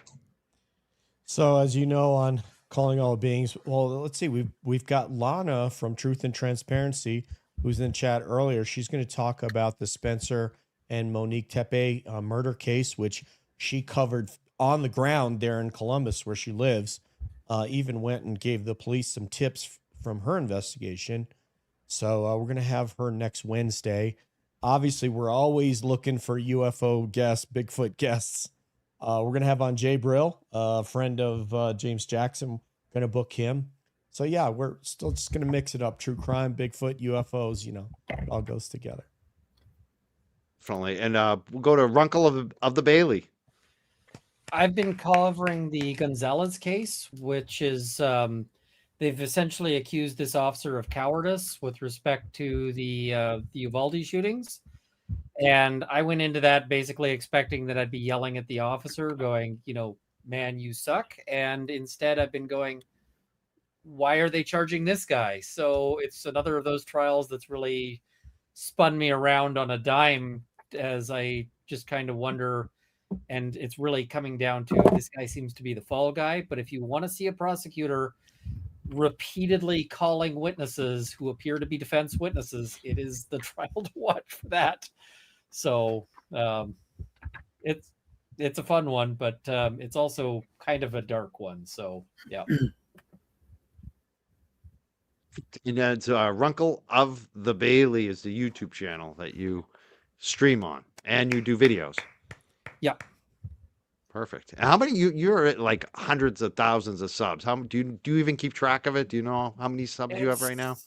Somewhere over 300,000, but a lot of those I think are I've got a fair number of dead subs just because like the Johnny Depp trial and so forth. People follow for something and then they stop following, but I just keep at it and it goes up or it goes down. That's that's kind of how that is, and I just recommend not worrying about it too much. You just keep trying to make content. That's the key right there. Do what you love, make your content.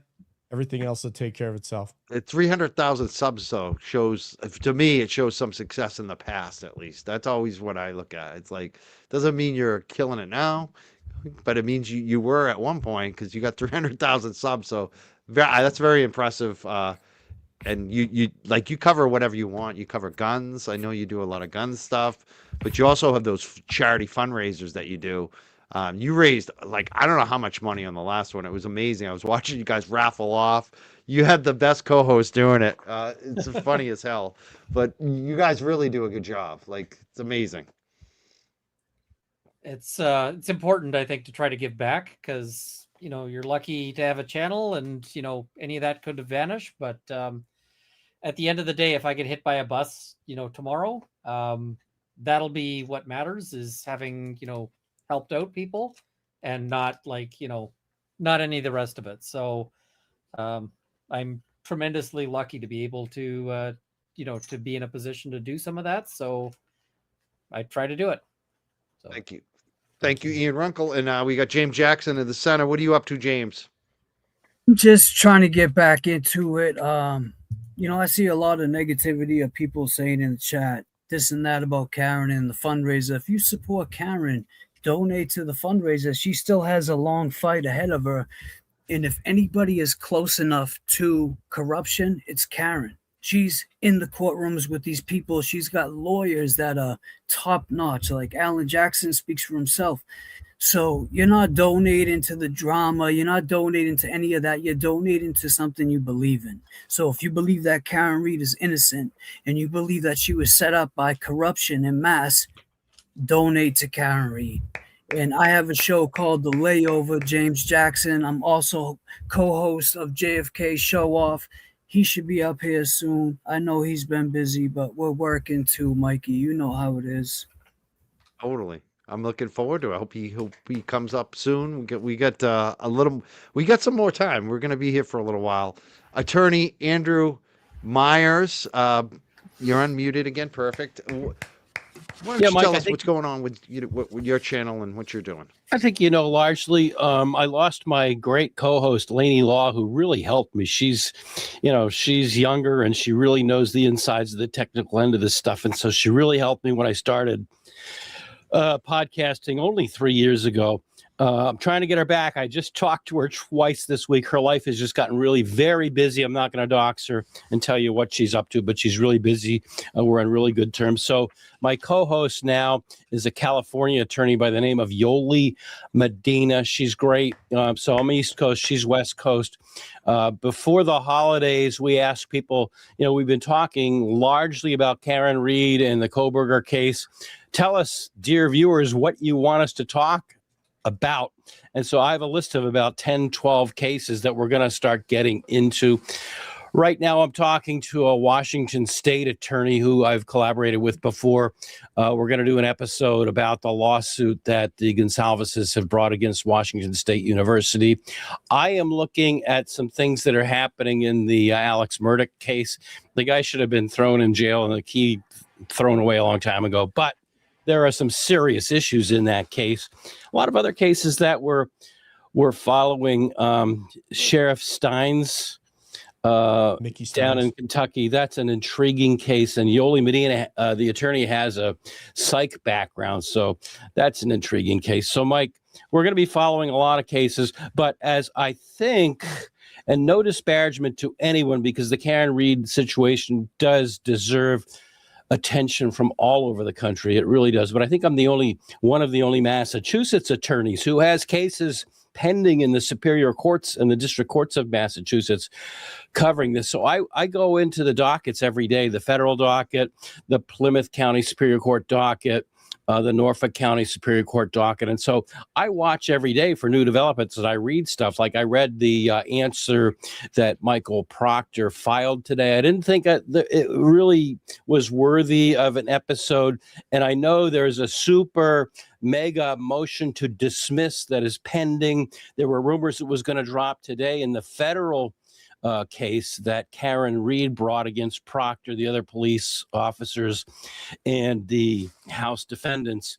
The House defendants filed a motion to allow up to 40 pages in their memo. In Massachusetts Superior Courts, there's a rule you can only have a memo of up to 25 pages. So they got permission to go up to 40 pages. That's going to drop. So, as a Massachusetts attorney, I have an obvious interest in the Karen Reed case. And so we will keep our eyes on it. And if that motion to dismiss drops next week, we'll obviously cover that. So that's only part of what I'm thinking, Mike. But I think I've taken enough of your time. Thank you, Andrew. And Attorney Carl Steinbeck, you're looks like you're muted. We're going to unmute you. We unmute you. There we go. I'm here. Yes, tell us what you've covered a lot of different trials. Are you taking a break? What are you doing right now on your channel? Tell us how people can find you. I was waiting to see what was going to happen on future arrests of the Dan Markel murder case in Tallahassee, Florida, the FSU law professor that was gunned down more than a dozen years ago. And we're waiting for more arrests, but the state attorney's office there has been slower than you can imagine, and they still have more arrests to make, more prosecutions to make. So I'm going to cover a couple more things on that, but it's really, really disappointing to see. And what I want to do is really cover riveting cases where there's a lot of injustice and outrage that needs public attention. So I guess so far I don't want to cover just any criminal case. And that's why I wanted to jump on the Karen Reed case, because I was astounded with the way she was being treated. And I thought it was very much really cruel to treat somebody that way. And so I thought we need to have as many people pile onto that as we can to speak as to the way she was being treated. And it was just something that you don't really think can be out there to be seen on live coverage. And yet there it was right before our eyes to see day after day after day. And so it was really, I thought, something that was so worthwhile. Whether I cover the actual civil case, I'm not sure yet, but because it does take a lot of investment of time to sit there and cover these cases. But this is something that definitely needs the support of a lot of folks that are still doing it if I'm not doing it. And so I think it's good what you're doing. I know, Mike, you're going to cover it as well. So keep up the great work, folks. And we're helping making things happen for justice there in Massachusetts. A question for everybody. If the civil trial's coming up, one of the biggest things I feel like why I want to support this is because I want more answers from these Mass State Police specifically. What questions or answers or evidence or information would you like to see come out with the civil trial that maybe we didn't get to see, or it was stifled because of Judge Cannoni on the first two trials? I personally want to see the exploration of what happened in the house. That was the big thing that they never got to go into, is what happened in the house. What's the, and there's so many unusual things that we've sort of had hinted and so forth, because they're all, maybe this is the trial that actually gets us in to see what's going on and what evidence there is in there, because that part is fascinating to me, especially because it seems like the new owners were fairly friendly with the Karen Reed defense team. They were, willing to have people on the property. They were, if you see in the sidebars, they were, willing to engage with that. So I suspect they've probably been able to go through and have a good look in there. And I would love to see, for instance, an expert saying something like, okay, here we've got the injuries to the head. Do those match up to anything? These are questions I'd love to see the answers to. Totally. That's why I felt like it was missing out of that Lifetime movie. They didn't talk about anything that happened inside the house, not even any speculation or any of that. Let's go to the, who do we want to go? Anyone have an answer to this? Anything in the civil trial that you're looking forward to seeing? I was going to say kind of the same thing that Runkle said. Why didn't they go into the house? Why didn't they separate out all of the witnesses? Were there any communications between Proctor and the people that were inside of the Albert house? Why didn't they go back over to the Canton Police Department and actually get blood collection devices as opposed to using solo cups? Do you remember in the second trial that that Karen's attorneys wanted to bring in this guy, Michael Easter, who was an expert from the FBI on crime scene evaluation? Why didn't they do all of that? What is on Michael Proctor's phone that goes back to 2013? There are just so many questions. And it seemed that when the Brian Walsh case came up, that the Canton and Massachusetts State Police did, in fact, know how to conduct a correct investigation. Why didn't they follow all of those steps, starting with what Runkle just said, all the way through? Why didn't they do more to actually investigate the thing? Why did they lie about the fact that the Karen Reed SUV was picked up at 4:30, but then in repeated police reports, they repeatedly said, oh, no, it was picked up at 5:30? I mean, I'm only starting. There are so many questions. And the good thing is, I was just on, I'm going to be dropping an episode tomorrow where I interviewed Mark Betterow, and he pointed out accurately that, and you guys all know this, that in a criminal trial, the discovery, especially in this case, is very much limited narrowly by the discovery rule and by Brady, and what the Norfolk County District Attorney considered itself unilaterally without any oversight to be what they felt like releasing. But in these depositions that are upcoming, there's no judge in the deposition like there was in both of the Reed trials to say, oh no, you can't ask that, objection allowed. So these depositions go forward, and in Massachusetts and most states, as the attorneys know, depositions are subject to very few objections. The opposing attorney can object, but you still have to answer. There are very few allowable objections, things like privilege and a few other minor things. But these depositions are open-ended. So I would love to be a bug on the wall in these depositions. I think we're going to learn a lot. But Mike, there's a lot of questions. Totally. And one of the big things that I'm very happy about right now is we just crossed over the $50,000 mark for Karen Reed. So that's good news tonight. We were raising money. We're at $50,179 right now. So, and it is pinned in the chat. Nudge. Yeah, we're streaming right now on Runkle of the Bailey. We're streaming on his channel. We're streaming on the Reed Files, LTL Media, James Jackson channel, Calling All Beings channel, and the Young Jurks. Quite a few channels tonight. So if you're watching on any of those channels, you should see it pinned in the chat, the Karen Reed Fundraiser. Please consider a contribution tonight, a donation. I made a donation. I hope everybody else is, if you can afford it tonight. Again, $50,179. Love to see it go up some more tonight.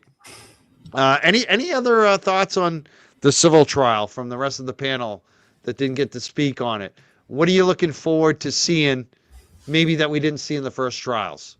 I wanted to just add what Andrew said. I mean, because the sanctions didn't happen for Proctor regarding that they never went and knocked on the door, which is just absolutely inconceivable when you see a police officer or any person laying on that person's front lawn.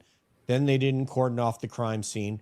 They never took photos of the vehicle as it was at the house. That is just inconceivable that you're going to seize what you're about to allege is the murder weapon, but you don't take any photos of it so as to inculpate or exculpate anybody until you can smash it. And then, as Bia has said, the timeline just gives them enough time to be able to get those 45 pieces of taillight and disperse them on the lawn in advance of the CERT team.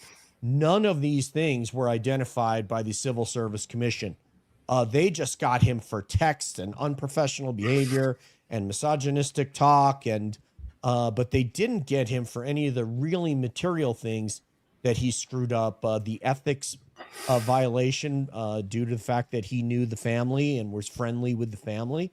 All of those things. The fact that they had said, hey, we'll give you a gift after this is all over. That should tell you, well, you shouldn't be investigating this case, pal.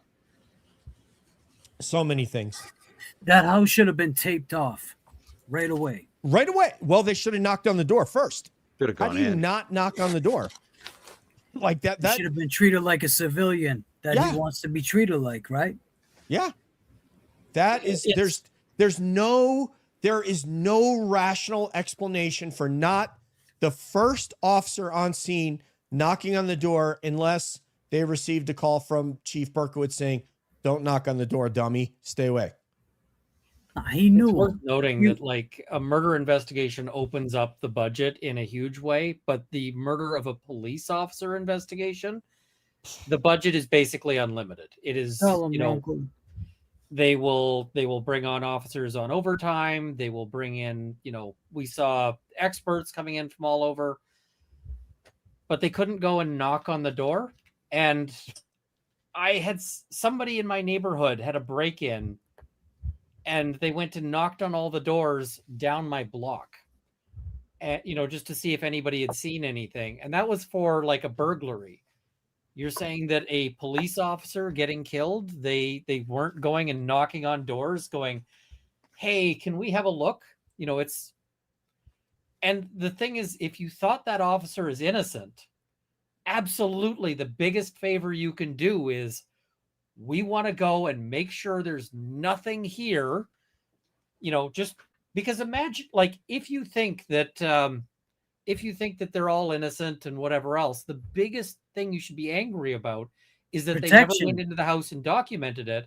Right. Because wouldn't that have put everything to bed? You know, oh, well, he couldn't have been killed inside the house because the officers went in, they had a look, you know, it didn't look, you know, there were no blood patches, but it also didn't look freshly cleaned because, you know, freshly super, you know, if they go in and it's suddenly everything is sparkling and it smells strongly of bleach, they'd be like, huh. But, you know, it just looks like a party's happened and everything is quiet and whatever else. Then that whole argument goes away. And, you know, so the people who think that, you know, the people who are like Karen Reed is guilty should be super angry about they didn't do a proper investigation. And yet over and over, whenever you talk to those people, they're not.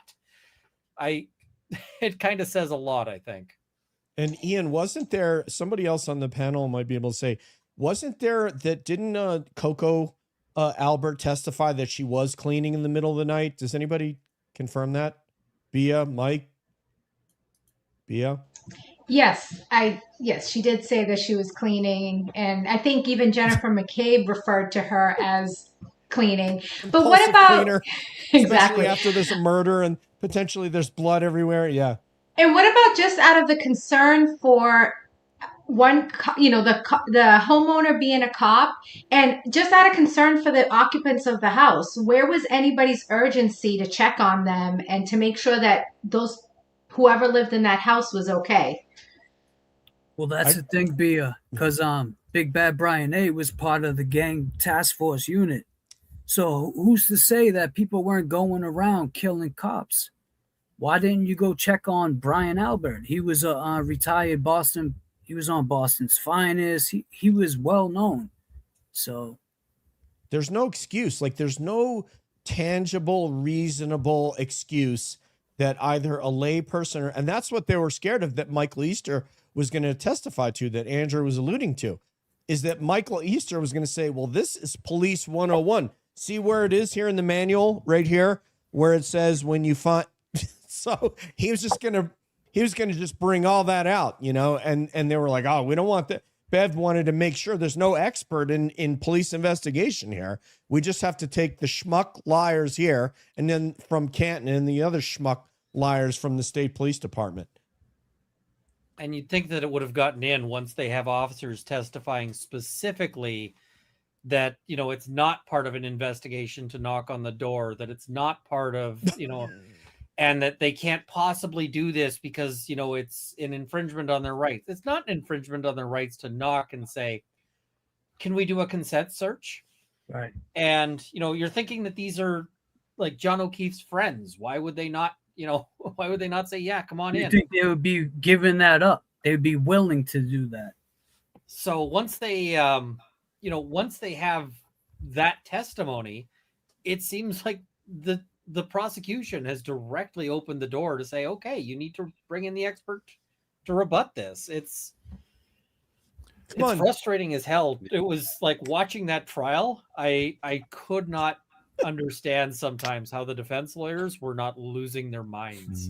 Ian, I had hair. I had hair before that trial. I No, just you pulled did it all not. out. Stop it. You had no Okay, hair. you guys don't believe me. That's fine. I No, don't. but what I was going to say, though, it's like they're members of court, Ian. It's like it was the home of a duke. They're the ruling class, like of sort of like Edwardian England. Like you can't possibly go and knock on the door because these guys are royalty. I mean, Yes. please don't be ridiculous.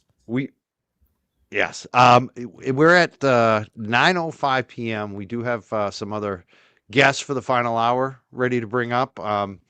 So I want to thank our legal team here. We have quite the legal team. Runkle of the Bailey, Carl Steinbeck, attorney Andrew Myers for being here. I really appreciate you all for just answering our questions and supporting Karen. Do you have any final thoughts before you jet off tonight? Yeah, Mike, I just want to thank you for inviting me. The next time, let me know, and I'll stream you on my channel. But thank you. I gotta run, but thank you all for putting up with me tonight. Thank you so much, attorney Andrew Myers. Definitely subscribe to his channel. Thank you, Andrew. Thank you. Thank you. Be well. Bye, Andrew. Thank you. Thank you. And what about Carl Steinbeck? Do you have any final thoughts before we let you go tonight? Anything you want to say? I'm just thinking about how many folks for the government case in chief lied on the stand or were shown to be utterly incompetent. Okay. So they got protection from the judge in that case, but guess what? They lose that protection in a civil case. They're not going to have the judge there and Brennan there giving them this psychological edge to just go on there lying at will. So what's going to happen? These folks are going to get eaten alive on cross-examination in front of a jury.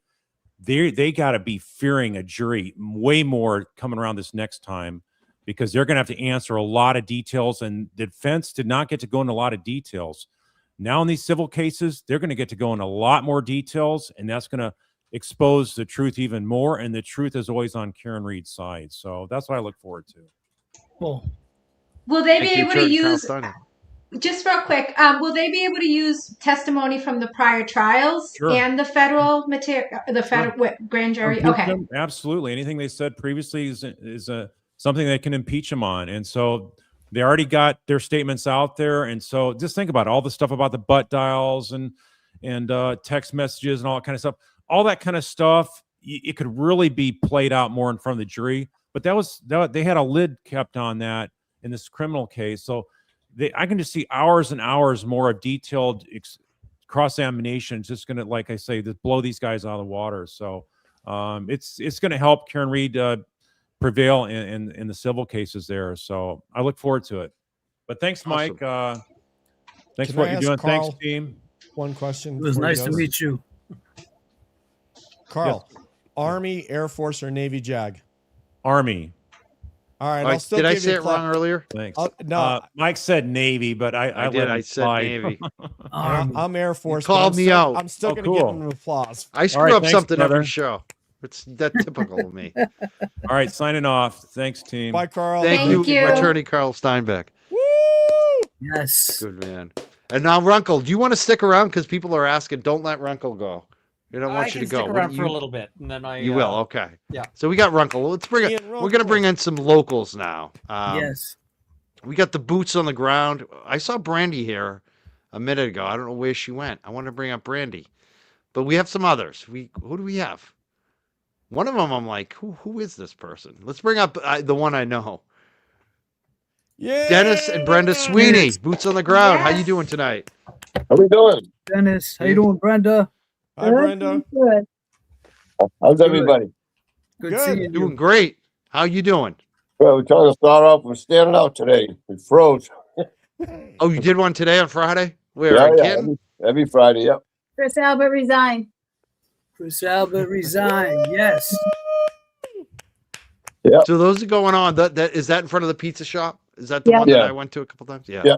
Every Friday. So- Yeah. Yeah, Every 11 Friday. to then. 1 on Fridays. And you I'm do gonna Sunday suggest- at Legacy Place. Yep. Still doing that. Oh yeah. 10 to 12. 10 to 12. We hope the snow holds off for that one. Yes. I'm It's thinking very Dennis cold should wear now. winter cold weather gear. That's all I'm saying. Like, he looked like he was toughing it out when I saw him. I mean, if he puts on some legit cold weather gear, It's easy for DJ to say. I know. Right. He thinks if he wears a hat, he'll be warm. Yeah. Keeps all the heat in. You'll be all right. He's We also tough. got some other people I want to bring up as well. I'm going to bring them up one by one here. Let's go with Boston Brandy, and then we'll bring up another attorney. Actually, we have. Let's bring up Boston Brandy first. Hi, Boston Brandy. Hi guys, can you hear me? Yeah, Yep. you're back. How you doing? I saw you in the chat earlier. I was like, got to bring her up. What's up? How you doing? I'm good. I just want to say thank you for inviting me. And Dennis and Brenda, I'm so proud that you were out there today. It was absolutely so cold. Yeah. It was horrible out there. Not that cold. Calm It down, was guys. freezing. I was in Canada was earlier, cold. and I It was cold about to today. drive I by walked you guys, dogs. but It was cold. I walk my dog too every day. oh, it's brutal. I don't just do a little 5 a.m. walk. I do it every day, all day Yeah. long. God Me bless too. you. It was cold today. Yeah. I felt it. Especially, you know what? It's like the temperature drop because yesterday was nice. It was like really Yeah, nice. yesterday was Yesterday beautiful. was nice.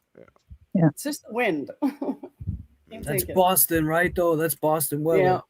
Mm. Yeah. Fortunately, the sun was out, so it wasn't Wasn't too bad. Yeah. too Yeah, bad. the sun is out. Could've We'll, been a we'll lot be in worse. March and April before you know it. Are we Yeah. raising Let's some funds we or got what? attorney Nan No? Gallagher here. Oh, hi, Hey, Nan. Nan. Hi, Nan. Nan. Nan, what's up, Nan? Hey Hi, guys, Nan. how are What? you? How you doing there? Good night. Good. Good Hi, Nan. good night. Hope everyone's having a good night. Not good night for the fundraiser. Oh, It's yeah, like- good night. We've been dismissed. I'm the Dismissed. closer. You are the closer. How you doing? We're at 50,478. We want to keep that number going up. I hope people are There you go. donating. Pinned in the chat. We also got Rich Schiffer, the Duck King. He's adjusting his camera. Once you adjust your camera and you set it, Rich, I'll bring you up. But if you're There we moving, go. I'm not going to bring it up. It's giving me the queasies. There we great, go. Great hair we day ready, for Rich? both attorneys, Nan Good, and baby. Runkle. Come on. Oh, my hair doesn't compare. Does not Yeah, compare. Richie. Hey, Richie. We also got the Duck King, Rich Schiffer. who- Trying to dress like Dennis. How do I Can't even hear a word he's saying, my man. He said, I'm trying to dress like Dennis, so he needs the Boston Scally cap. I Scally. don't know. The Boston Scally. There you go. all He's right. My little he's got brother. it. Woo! Let's see if, glasses? Hear him, I Tim. got my Patriots shirt on. we're going to try to turn off Turn your his mic volume if I up, can. Richard. That's my older brother. Oh, to volume up? Okay. There we go. That Richie, sounds a you little sitting better. on the ground? Are you okay now? Can you hear me Yep. Yeah. Yeah. now? Oh, I had a block. That's it. I'm back. So I guess we'll go around to each new person here. We'll start with Nan Gallagher first, the attorney. Why are you here today supporting Karen Reed in this fund? Well, I don't want to repeat anything I've heard from all your wonderful guests on this widespread fundraiser this evening, but I have 3 words. Well, it's really 4. I believe Karen Reed, and any one of us could be her. Loved ones, family members. I think of her parents and what they went through, her brother, and just the support he gave her. And you have all of the corruption that's going on up in Massachusetts, and it's not germane only to Massachusetts.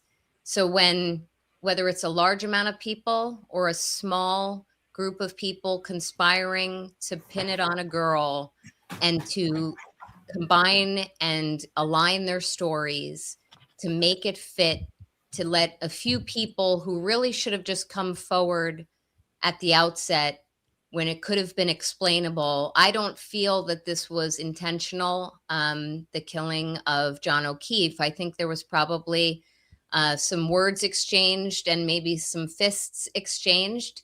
And at that time is when honorable people should have come forward and said, oh my gosh, there was an accident, or I didn't mean for this to happen.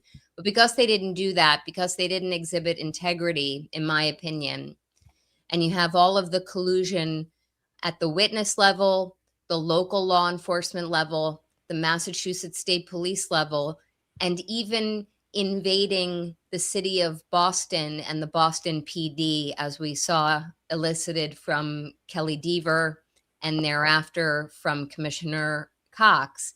I think it's very, very important that there is a groundswell of support, a force multiplier, of people coming together to get all of the answers. And I know your guests this evening have talked about all of learning about how that sausage is made. It's going to come in these 3 very important civil cases, and they're all going to tie together. So that's why I'm here, and I can lend a small voice to help hopefully shed some light on the injustice. Then let's ask Boston Brady the same. Why did you decide to show up tonight to support Karen? I know you've been supporting her. Why do you think it's important for this fund that we're collecting money for tonight? I mean, I kind of say the same thing all the time. I just feel like we're, in the end, supporting ourselves because it affects all of us. I mean, I think the evidence is more important than the authority. And I think that people are getting away with too many bad, evil, unlawful things just because of their titles. And I feel like accountability is just a word to some people, and it should matter more, and people's oaths should matter more, and we should, you know, have more respect for people. I just think that there's way too much crime, and I think everyone needs to wake up. I think the government is loving us if, you know, staying silent or being divided, and it really affects all of us. It just sucks that Karen was put in the hot seat. I'm very grateful that she's as strong as she is. I'm very grateful that her family is as strong as they are. And I'm very grateful that her attorneys have stuck by her this long, and that she has the team that she has, because they are the ones that are putting their foot, the pedal to the metal. You know what I mean? Like, they're in the courthouse, they're in the stomping grounds. They're like the actual ones fighting it, but it's for all of us. And if we don't all speak up and come together, like, we're all going to become a victim, a Karen Reed or a Sandra Birchmore. And it's just really scary. I just wish everyone realized how very important it is to support this. It's just, I don't know. I'll spread awareness and I'll keep talking and keep venting until Dennis tells me to shut up, or No, but that's a good point. or we get something done. You know what I mean? Yeah. But Brandy, do you think that people that are not from Boston or Mass, they have a less, like us, we care. We really care. Like, they have an interest, but they have a lesser interest, so to speak, than being here, dealing with it, knowing that you, me, Mike Crawford, Rich Schiffer putting a duck outside, a fucking I don't know. duck. I don't know if it's more of like, if it's not an interest. I think a lot of it comes from fear. Like, either you don't want to speak up, you're too afraid, you don't know how to start, you don't know who will back you, you don't know who's gonna threaten you or overpower you. It's an unknown territory, but eventually we're all going to have to get there. Corruption is everywhere. And I think it's really important that people get into their town things. Like voting for the president is like important and stuff, but voting for your selectman is way more important. You need to start local. You know what I mean? I just think that more people should learn more about it. Yeah. Like It's Tip more of an O'Neill said, education all thing. politics is local, right? Yeah. That's right. Starts with From that. Cambridge. We also have Peter Murphy I want to bring up. Peter Murphy, Sergeant Pete Murphy hi. from Kent Police Department, Peter Murphy. retired. Hello, Sarge. Why are you here tonight? Why do you support Karen, Peter? Well, we've been doing this for 2.5 years, and we ain't got no quit. I was out in the cold today, about 1.5 miles from the D&E location in front of the police station, and it was chilly. But you know, we've got a dead police officer, and nobody appears to be given a goddamn. And we're going to get a new DA, and he said he's going to open the case. So stay tuned, everybody. And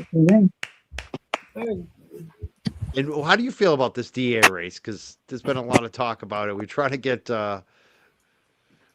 Bill Reed to speak about it tonight, but his audio didn't work out too well. What do you think, Peter?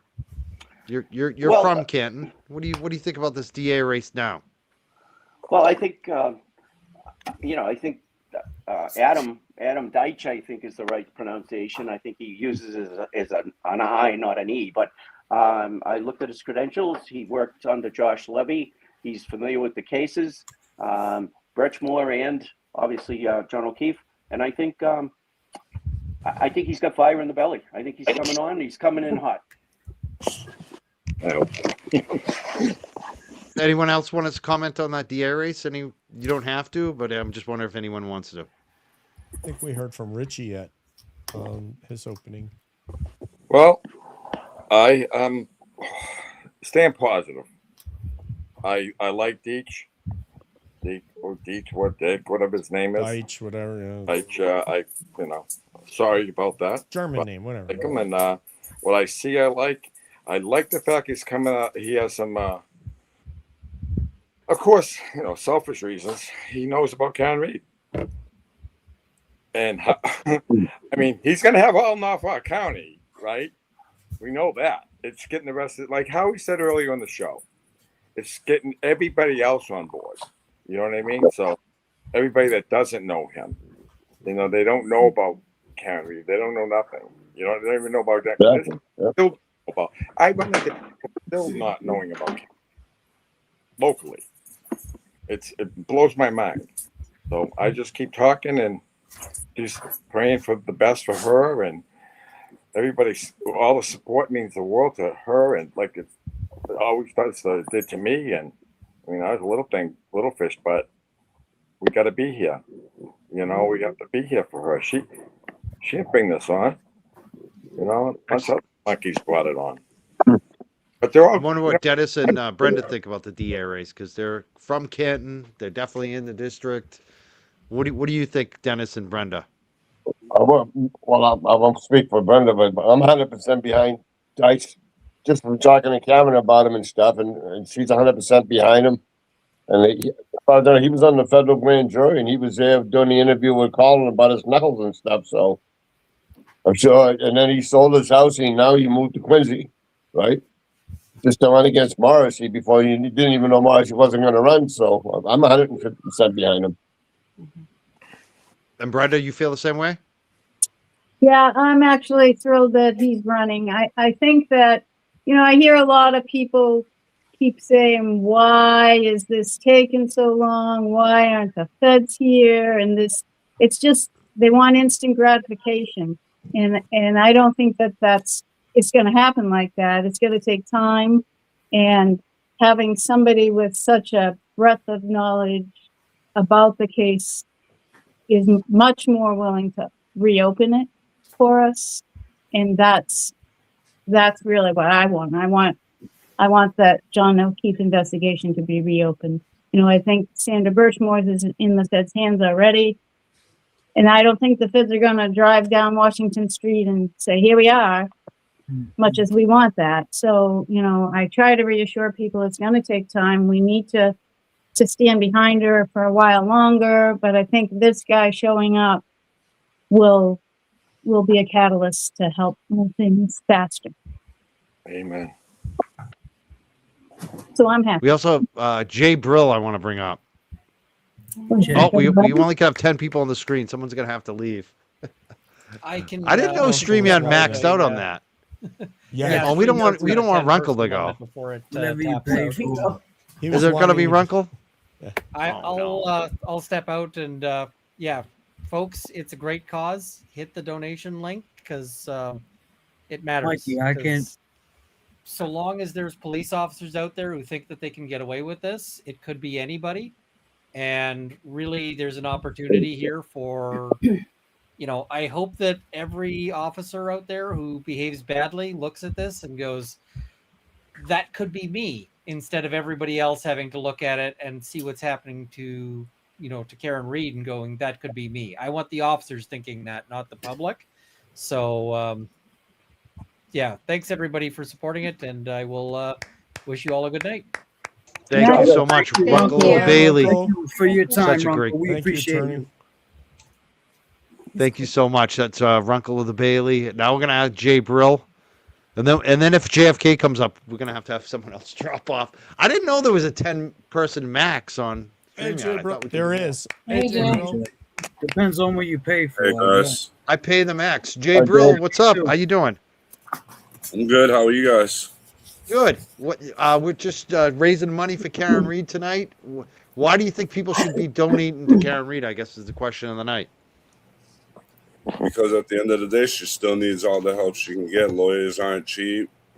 Experts aren't cheap. You know, she still needs all the help she can get. And we just had a big jump in donations too. That's like the boots on the ground bringing in the money tonight. 54,123. Yeah. We just had 50,000. We're up Keep to it 54. coming. Keep it coming. Yeah, we need more. Oh, Come on, I double dog dare you all. Yeah. It's I so, triple dog I did. don't know, man. I 4 dogs. Even if they share it, that's helping out. You know. Yep. We like it like this better, or is it better this way? What do you think? That's good That's right there, Mikey. You like it that way? I mean, you can see everybody you know is up here. I mean, it's funny. Where's Boozy at? I thought she was coming up. I don't know if we gave her the link. I think we had so many. We didn't include everybody this time because it was kind of too many this time. If you notice, I mean, Hey, we're trying to Bill get Reed. everyone on the. Jay Brill, you saw Bill Reed flexing with his gold chain. I seen the first thing I pointed out to him. Said, "Mr. Reed, I just gotta know, is that your gold chain over that He showed you turtleneck?" up. No, because we've been getting a lot of slack for our gold chains, and then Mr. Reed comes out with his gold chain. Oh man, that sealed the deal. That was like Vince McMahon coming down, taking the belt from somebody. Oh no, I think Boozy's in the chat now, and she's mad that I didn't give her the link. Now, see, I'm in trouble. You snitched me out to my friend. Uh-oh. Who did that? Who brought up Boozy? I gotta go because I see. Was it people you, saying they James? want- Huh? Or was it Jay Brill? Who brought that I up? didn't say nothing. That wasn't me. I was talking about the gold chain. I saw his James, gold James chain. mentioned it. You're snitching on me. Oh shit. Mike's got this. He's pissed. JB. You guys, so what was that like? You met Jay Brilliant. You was out there getting footage with him with Kelsey. We had fun. I had my dirty pants on, they said. Yeah, whatever with that shit. I'm saying, but you got to see. You know, Mike it's because I'm a working man. Unlike Right. other people, who the hell That's else what I is said. He working and just then got out comes of to the work fucking with- court? Hey, Come he on, gets sorry. he got all the right angles though because they had. Yeah, I to got the leave best her- video. Yeah, they I had to walked leave dogs her before and video after, and I to got go the to best yours. video. So what's up? They had to leave. Yeah, Jay they- Bree. He Yeah, got it. Jay and I got the best video. Both of our videos were by far Yes, better than baby. anyone else. So I don't know what they're. No, that's Yeah, work man. right there. Them how we took all their shine. That's all. Say hi, Teddy. If you're gonna- Daddy. Say hi to Teddy. He is such a pain in my ass. That's why I'm struggling here. Give me a I think it was fun to hang out with some other people there. Just to kind of just to see a new crowd there for Kelsey. It was nice, and Jay hooked me up with some flour after. He gave me a little flour, Oh, which is really? nice. Why is he hooking you up? I don't That's know. my God question. damn I know, right? God damn. So, hey, listen, it's going to be a nice crowd on the 23rd. And I look forward to it. You know, we're all here for our First Amendment right and support of Karen Reed. Yep. That's what it's all about. So donate those dollars. Yeah, so donate the money. That's Oh, what sure. we're here for tonight. Is the fundraising. We're at 54,203. I love seeing the people just donating tonight. You can do it. Anything. I'll open it up to the panel. Anything you want to talk about tonight? Like, let's go to some people who haven't gotten a chance to talk as much tonight. Brandy, Nan, Peter, Yeah. any of you folks, Jay Brill, any of our new panelists here. The bottom 5, bottom 6 actually, and you're not in the bottom. You're just on the bottom of the screen right now. Anything you want to say? Can I ask a question, Mike? Yes. The donations, do they close at a certain time tonight, or are they open for the next 3 days, 30 days? What? So she, Oh, for the fundraiser? so she Yeah. reaches a goal. No, to Yeah, you can- donate. So Yeah, you as can long do- as you want, Peter. For you, we're going to do it as long as you want, buddy. You All can right, donate man. whenever you want, No, but but I we're trying to raise it anytime. tonight. So Time we wise, can. there's no time limit tonight, right? It's not just a closed deal at 10 o'clock or whatever. No. It can go. It can go. No. All right. Good. Good. Good. We'd appreciate it if you did it within the next 5 minutes, though. But no Yeah, pressure. so we can count it. God No damn, problem. trying to keep him going, and she's like, "But do it right now." No, he works better under pressure. Do it now. It's such an interesting group of people. If you just look on the screen here at all folks from different walks of life, different age groups, different demographics, all have come together and are all friends now as a result of this cause. And that's what's just is so great about it. And nobody can ruin that. It's just awesome. It's great. Thank you. I think that's one of the biggest things that I got out of this. Got some great friends here, and I keep meeting them. Like I met James up at an event. It was great to meet him. B, I've known since the beginning. And Sweeney's and Randy and Peter, I've known. Jesus, we've even done business together. God damn. Hey, be careful. Hey, Peter, They might twist that whole statement. So I got maybe some interest there. So what do you think about Brian Albert opening up his own detective office? Yeah, in Brockton. I know exactly where he is. Oh my street. I was thinking of hiring him from a yet to be solved murder that happened in Canton. Well, I back tried to in get the- January of 22. Yeah, I was So- thinking about it. Maybe you can find the edge. Yeah, maybe. Yeah. Just give him the simple job first. I mean, come Yeah. on, DJ. Let's give him a Where's small the Ford Edge? Yeah. It's the And Ford. then How have him about look at the different fact cases. that Listen, I can even direct him to the dealership if he wants. Where it went, where I Oh, think. where's the Ooh. dog? Yeah. Oh, dog. yeah. Oh, I can't say. I saw talk off screen. isn't it weird that the offices are the same office as Kevin Reddington in No, Brockton? no, Michael. Nothing is weird, It's Mike. not, dude, at all. It's At this no. point in the game where we're at, I don't think anything is coincidental. I don't Yeah. think him. I think it's set up. Yeah, design. It's done Yeah. by design. I'm sorry. 100%. But they all know each other. I'm telling you right now. Oh yeah. Most of these people going from Kevin Reddington down to Kerry Lama to this one over here and the other one, they're all from Stoughton. Matt McCabe. You see the government contract McCabe got that Matt put out? I mean Brett put out? Ellis, whatever the hell his name is. I don't follow Really? him. That dude is loaded, isn't he? Oh, by this company, yeah, $300 million, a lot of money, yeah. I haven't got that email. More of your tax dollars. Oh, that's company. You said Yeah, it was a He's Kelly government. Davis' Yeah, cousin, what- right?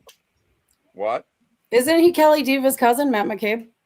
I don't know that. Oh, I used to work with a friend of mine in the computer business, I repairing. think I saw it in a couple different obituaries. What's Yeah, that? I've heard that before, but I'm not positive. Oh, there's a lot of Matt McCabe's out there. Yeah. If you look up his name, you'll see it. I'm Yeah. sure he's looked up his name a few times, just like his wife. know. Richie, maybe you can hire him to see what happened to that camera footage from Tom Kelleher's. Maybe Well, Brian can I investigate think that. at most, yeah, right, exactly. That's Oh, enough. maybe you could ask him why he said the guy didn't go in the house. Like, why was that a big deal to tell everybody? Like, you Well, had to and then remind there's- people. You had to remind somebody. If we were all hanging out and nobody showed up, right? But they said they did, and we all knew that nobody showed up. We're not gonna say to each other, "Don't say that he came in the house," because we know he didn't. Why would you even say that? Absolutely. That was just Matt makes- McCabe, right? I thought that was Now- Matt McCabe. yeah, that was Matt That was McCabe. Matt telling Chris. And the best part was the response from Brian BA. That tells you everything. It's absolute. That tells you it. It's like he said, absolute. It's right there, man. It's plain and simple in my head. I mean, all this character crap down in Canton, next door. I just it's not surprising me. I've been around for a long time. I'm gonna be 67 in March. And I've Did you been see the 4-part? You saw the Rotten Mango interview, obviously, right? But she did a 4-part series on Karen Reed. Did you see it? saw 2.5. She's so detailed. She's so good. If you guys didn't see saw that. the 2.5 hour scan. Yeah, there's like 4 different episodes, and it's Are they she 2.5 shows hours? everything, calling, Snapchats, all of it. Oh, really? Yeah. Maybe have I to got look into something that. that's already written in that. I don't know. Is that what Yeah, you're saying? it's 4 separate episodes, and it's good. I She's only got the saw the shots. first It's all color coded. It's good. She's good. Okay, If yeah. anyone's new to the case, like, you know what I mean, I'd send them there. I love that. That's what Yeah, I she's did. good. I Watch actually that. But I I- did watch the interview with Yeah. Rotten Mango and Karen. I'm sure everyone saw that. I think Yeah. we should kind of talk about that, like, because I think Yeah, one it of was the good. most revealing things is that Karen's gonna, consider moving out of the state probably after her probation is over. Like, she's that Oh, yeah. frightened, and I get that. I mean, I get in my car, and when a Mass State trooper pulls behind me when I'm driving, I get Me like a too. little stiff I'm leaving now. in 2 years too. I got Yeah, 2 years left so I here. can imagine what she feels like. What did you all think? One at a time. We'll ask. We'll just do the round table. We'll start with the bottom of the screen. Jay Brill. What did you think about that whole interview with Karen Reed and Rotten Mango? I think it was a real good interview. A lot of information came out that a lot of people probably was wondering. I don't know. You guys put me on the spot. I'm not good at this. We put you on the spot.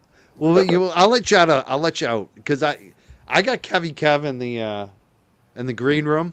So Yeah, I yeah, have to Kev, pick Kev. somebody to go. I think it's going to be his buddy, James Jackson. You're going to drop off now, James? I guess I'll drop off. You want me to And we'll drop bring off? up Kev because I want to make sure I'm we gonna get jump Kev. off. You guys are. Oh, you want to Brill? All right. I'm gonna jump off. I just wanted to come on and say what's up and show my support and meet all you guys. So We'll talk to you soon, Jay Brill. Thanks. We'll get you on Thanks for camera. coming on. Thank you. Take care, man. Let's bring up Kev now. Kev, if you heard the question, we were wondering if you watched the Rotten Mango movie and what you thought about it. Rotten Mango. I said movie. Rotten Mango interview with Karen Reed. I did watch it. I believe, I feel like there's a lot of parts that were missing from it, which, some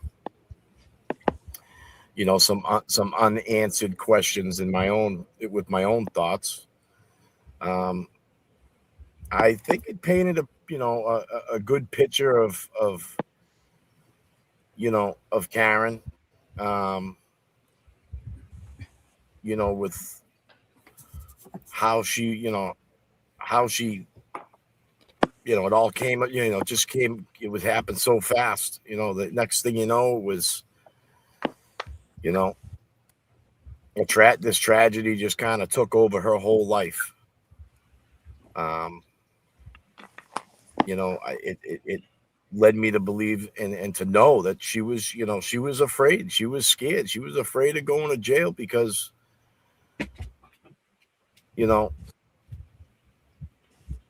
of how they, predicted this happened, just. I think that's we all seen the first and second trial, and we seen the evidence that came up. We seen the key players. It was brought forth to us, on live TV that, there was mistakes, there was faults, there was inconsistencies, and to see how it was laid out in that form, as the let's say, that interview,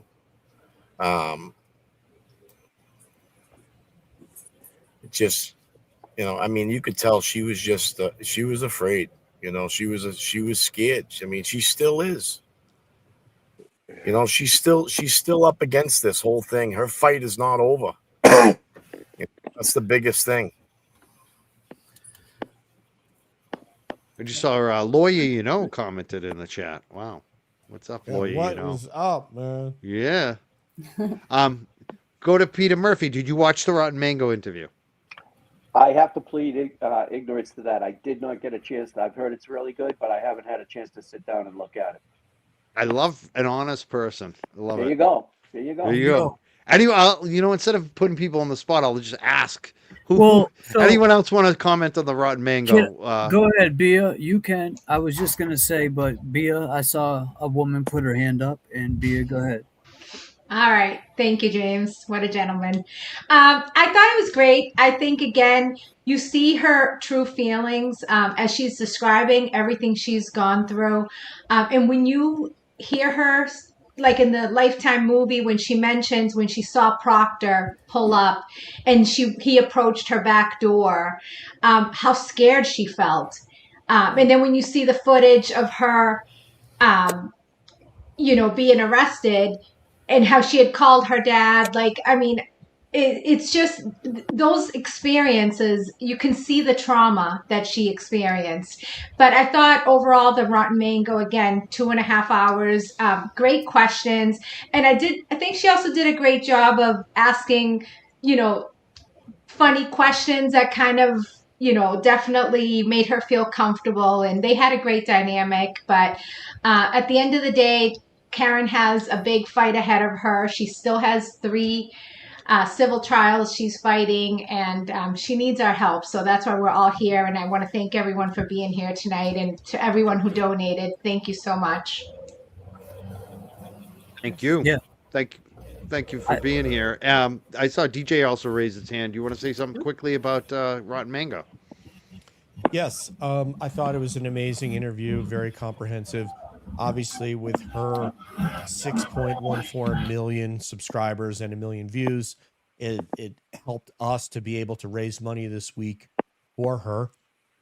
And when somebody is not present and they're not speaking, what people will do is they'll make assumptions about who that person is, what they think, what they feel. And those assumptions can range from great assumptions and then assumptions that are not so great. So for her to be able to speak, she was able to give you a sense of who she's become as a result of the trauma that she's faced and the injustice and the disbelief, having to sit there day after day like this while people are sitting there lying about her on the stand with the jury there. And hanging in the balance is not Twitter drama. Hanging in the balance is her life and her freedom. And so now, having seen that long form interview that our wonderful colleague, Miss Stephanie Sue of Rotten Mangoes did, you can see what she actually went through and how that feels, and how she's not thinking about teaching right now, much as she loved it and she appreciated it. She's not thinking about going to make money at Fidelity. She's thinking about, I have to take my broadsword and skewer straight through this corruption and through the people that did this to me and have walked free. Amen. Yep. Yes. Well said. I'm wondering, Nan Gallagher, did you watch the movie? The podcast, yes. I keep saying the movie because I'm thinking of the Lifetime movie. Thank you for correcting me. Thank It you. was great, and just from an artistic standpoint, I thought it was so well edited that it made it really enjoyable to view, even just the backdrop alone. But and we think about that because she, Ms. Sue, has so many followers and subscribers that people who stumble upon her, like I had never heard of Rotten Mango, may just click on that and say, well, this is visually, aesthetically pleasing to look at. But beyond that, and in line with what DJ was saying, I felt that this interview was a chance to really humanize Karen. Karen doesn't seem to make any secret of the fact that she's not outwardly the most warm and friendly personality. And when she had to stay so stoic in court, obviously any lawyer, including Alan Jackson and the others, would have told her to do that. You get painted a picture of yourself and you really have nothing that you can or should say in your defense. I can relate to that. But when we started to see, or at least I did, I was listening to her and I felt that she was really humanizing herself and intricately involved in the defense of her case. Like, she knows this material cold, and she to me conveyed some excitement, and she should have excitement, I would be, at trying to unveil secrets that had to be left covered up during the criminal trial. I thought the questions that Ms. Sue asked her were also very revealing and thoughtful, and they really got to a lot of the subject matters that I have personally been interested in. But overall, I would give that podcast a 10, just because for anyone who really didn't know much about the case, well, they don't go through the entire timeline. I mean, it can take days to try to explain Karen Reed's case to anyone. They focused it on key areas that really shed a light on the lies that have been told and the malfeasance involved in covering up the crime or crimes of other people. That's what she needs to let out. Yeah, it's got to get uncovered somehow. And it is, I'm sure it's been talked about by the attorneys this evening. It's the civil trials where it's all going to come out. And even think of little things that popped up during the pendency of the case, right? So do you remember several months back, and I think it was before trial 2, where there started to be rumblings that Colleen Crawford, I think that's her name, had a quote unquote relationship, a business relationship with Fanning. I believe it was Officer Fanning. Talia Fanning, one of the two, yeah. Right. Fanning. And it was their company that I'm at least saying it is alleged that their company received or performed videographic services for some of the video evidence that was presented at trial or would have been presented at trial. Now, Judge Canoni, I don't even know if it was ever presented to her for that to become an issue at the criminal trial. But at the civil level, this can be explored greatly. And that would show, at a minimum, a bias that Colleen Crawford had and or Fanning. We also saw that there were allegations of Fanning at the first trial, that he was overly involved or in overseeing the jury. So those are little just examples of areas that can be explored fully and robustly at the civil trial level, because you want the juries in the civil trial to see the full array of all of the corruption, and the discovery avenues are very liberal in civil cases. So hopefully, as Karen and her team kind of unveil this piece by piece by piece, it's going to shepherd these juries to ultimately decide something doesn't smell right here. We definitely do not believe that either Karen in the wrongful death case was responsible for the death of John O'Keefe, or in the affirmative civil rights actions that indeed her rights were violated. I really felt deeply for her. Listening to her experiences during the Rotten Mango podcast. And I do think that on the Reed Files, I think that's her new channel, I think we're really going to start to see glimpses into her own take on her experiences. So I think this is wonderful timing for all of this to unfold. Yeah. I felt like she just let Karen talk. That was the best part. Just letting her talk, letting her go, and just it was good. I think it was good. A couple of the questions I was like, that's kind of a funny question, but I think that was what was good about it, because it was just kind of stuff you wouldn't normally expect, and maybe getting her to talk and in a different way. Brandy, do you want to say something on this? I'm wondering. I mean, I liked the fact that she clarified that nothing Michael Proctor said about her or her body could ever bother her, because she's just so much better than that. And it only embarrasses him. And it just shows his level of, immaturity and unprofessionalism. And it just shows the type of person he is. And, I just like that she pointed that out. She's just, I don't know, she's really strong in my eyes, in my opinion. It's going to take a lot of strong people to beat these corrupt, powerful people. You know what I mean? But like they say, the bigger they are, the harder they fall. And it is going to take a while, but we need everyone. So that's why every dollar counts. And that's why we have to keep doing this and just keep getting more people to speak out, because Karen can't do it by herself. I mean, people don't work for free. The paper that goes into these documents and these filings isn't free. You know what I mean? You need money to get there. So it's really important that people just keep talking about it every day, at the office, Yes. at home, dog walking, you know what I mean? Getting your nails done, everywhere you go, just bring it up. And there's a lot to talk about. There's a different pot, there's a different person. There's so much to talk about. So I don't know. I just think it's important to keep going, because she's not the only one that has been framed. You know what I mean? So we need to stop it. We can't let it happen again. We can't just let anything go under any more rugs. You know what I mean? Totally. I love the dog walking, because that's what a lot of my customers know about this now. Yeah. I walk into their houses, they were watching it. Like I was like, oh, Yeah. you are hooked now. You're into it. Like they would have it on. It's funny Yeah, as and it's hell. good that a lot more people like Kelly Ripa, like a lot more people, the word's getting out there, and it has to, because then I think it'll catch on in more people's lives, and people will stop being so afraid to speak up. You know what I mean? The place I go to breakfast in the morning, right? I have more people that come in there, and they know I've been going there for 2-3 years now. Yeah.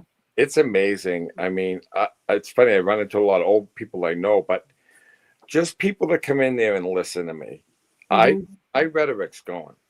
You know, it's not rhetoric, but my mouth is going at the end of the bar. Yeah. Wow. We have JFK in the green room. I want to bring him up, but we have to. Someone has to leave. Someone has to drop off. Who's going to choose to drop off? I gotta stay with JFK. Mike, I'll Who is it? Peter Murphy. I'll jump out right after this. So I sit there and I have more people coming over to me and saying, asking me questions about this. About it could be anything from the ducks up until what Brian Albert did today. I mean, every single day I'm pushing the word out there. Yeah, good. You know, pushing. You know, it's all about John. It's all about justice for John right now. We're only going to get it through Karen. Karen's got to get square. I feel I'm going to end my thing and leave here, but I want to just say that Karen deserves all of what we can give her, and we need to help her, because it could be any of us, and she's going to be my opinion, but I think everybody just has to stay together, keep donating. Everybody, please keep donating. Yes. You need things like everybody says here. I don't want to repeat everybody, but I just think that it's coming. The wagons are circling. I really feel it in my gut. And most people, I say that's a final thing I say to everybody every morning. Let's try to get to that. I'm sorry it took so freaking long. Lord, hear our prayer. Everybody. Thank you, Rich. Bye, Thank you, Richie. Rich Duck King. Hey, Rich. Thank you. Have a great night. King. Bye. See you tomorrow. Yeah, bye, James. We're almost at Thank you, $9,000 Rich. too. That's the beautiful thing. We're almost at $9,000. We're very Almost at close to 10. it. Let's bring up the swim god. Swim God. You gotta What's swim up, bro? good. You know what I mean? Swim good. Can you hear me? I Mike can't check hear to the you. God. You're muted. There you go. He's here. Mike check to the gods. JFK. How we doing, guys? Good. How you doing? Okay. We're doing all right. Hold on. I just gotta connect my mic. There we go. Mic check. Mic check. Good There now. we go. Yes. Here we go. Yeah, man. Can we talk about this cup of coffee real quick? Do it. It's delicious. This cup of coffee's everything right now, man. I've been moving and grooving. Cheers. Got everybody up here. What's going on, everybody? How we doing? We got Nan, we got Boston Brandy, Dennis, B. What up? Hi. DJ, of course, Mikey Crawford, Peter Murphy. How you doing? How you doing, buddy? Good. You? Good. I'm all right. So we're at almost $9,000. I heard, huh? 10,000. Yeah. 10,000, huh? Wow. 10 yeah, I racks. seen that. Yeah, 10 racks. That's a lot of money for sure. That ain't nothing to wave a stick at, you know, for sure. So, Nan, I got a question for you, right? What's the difference between being exonerated and not guilty? There's a big difference.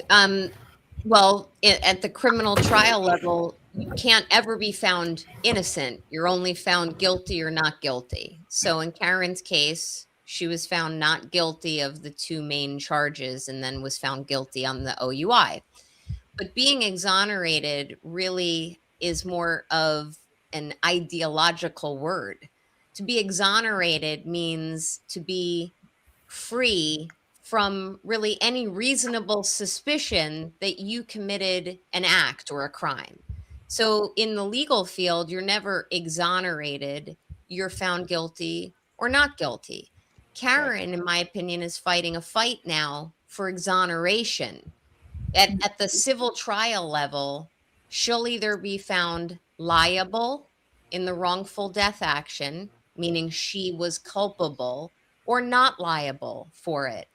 In her civil rights cases, she will either the jury will find that the defendants in those cases, whether it's the House defendants or the police, were liable or not liable.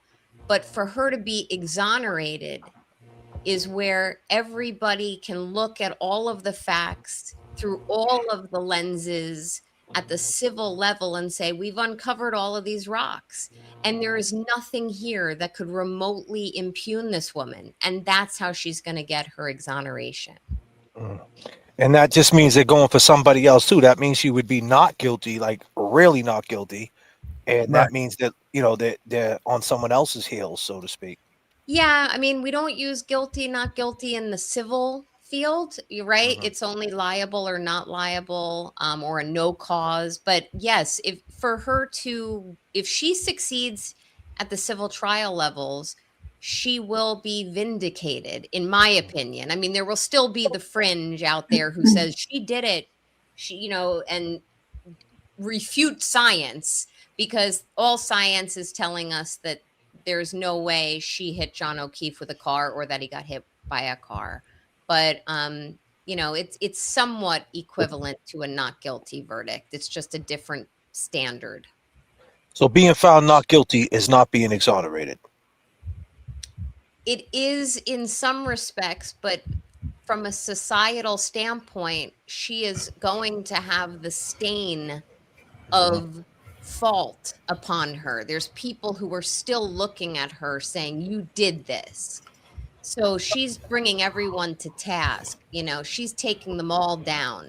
And that's why the civil cases are the most important piece right now. And I dare say anybody who poo-poos that concept really doesn't fully understand why this fight is so important. Right. Peter Murphy, I got a question for you, if you don't mind, sir. No, go for it, man.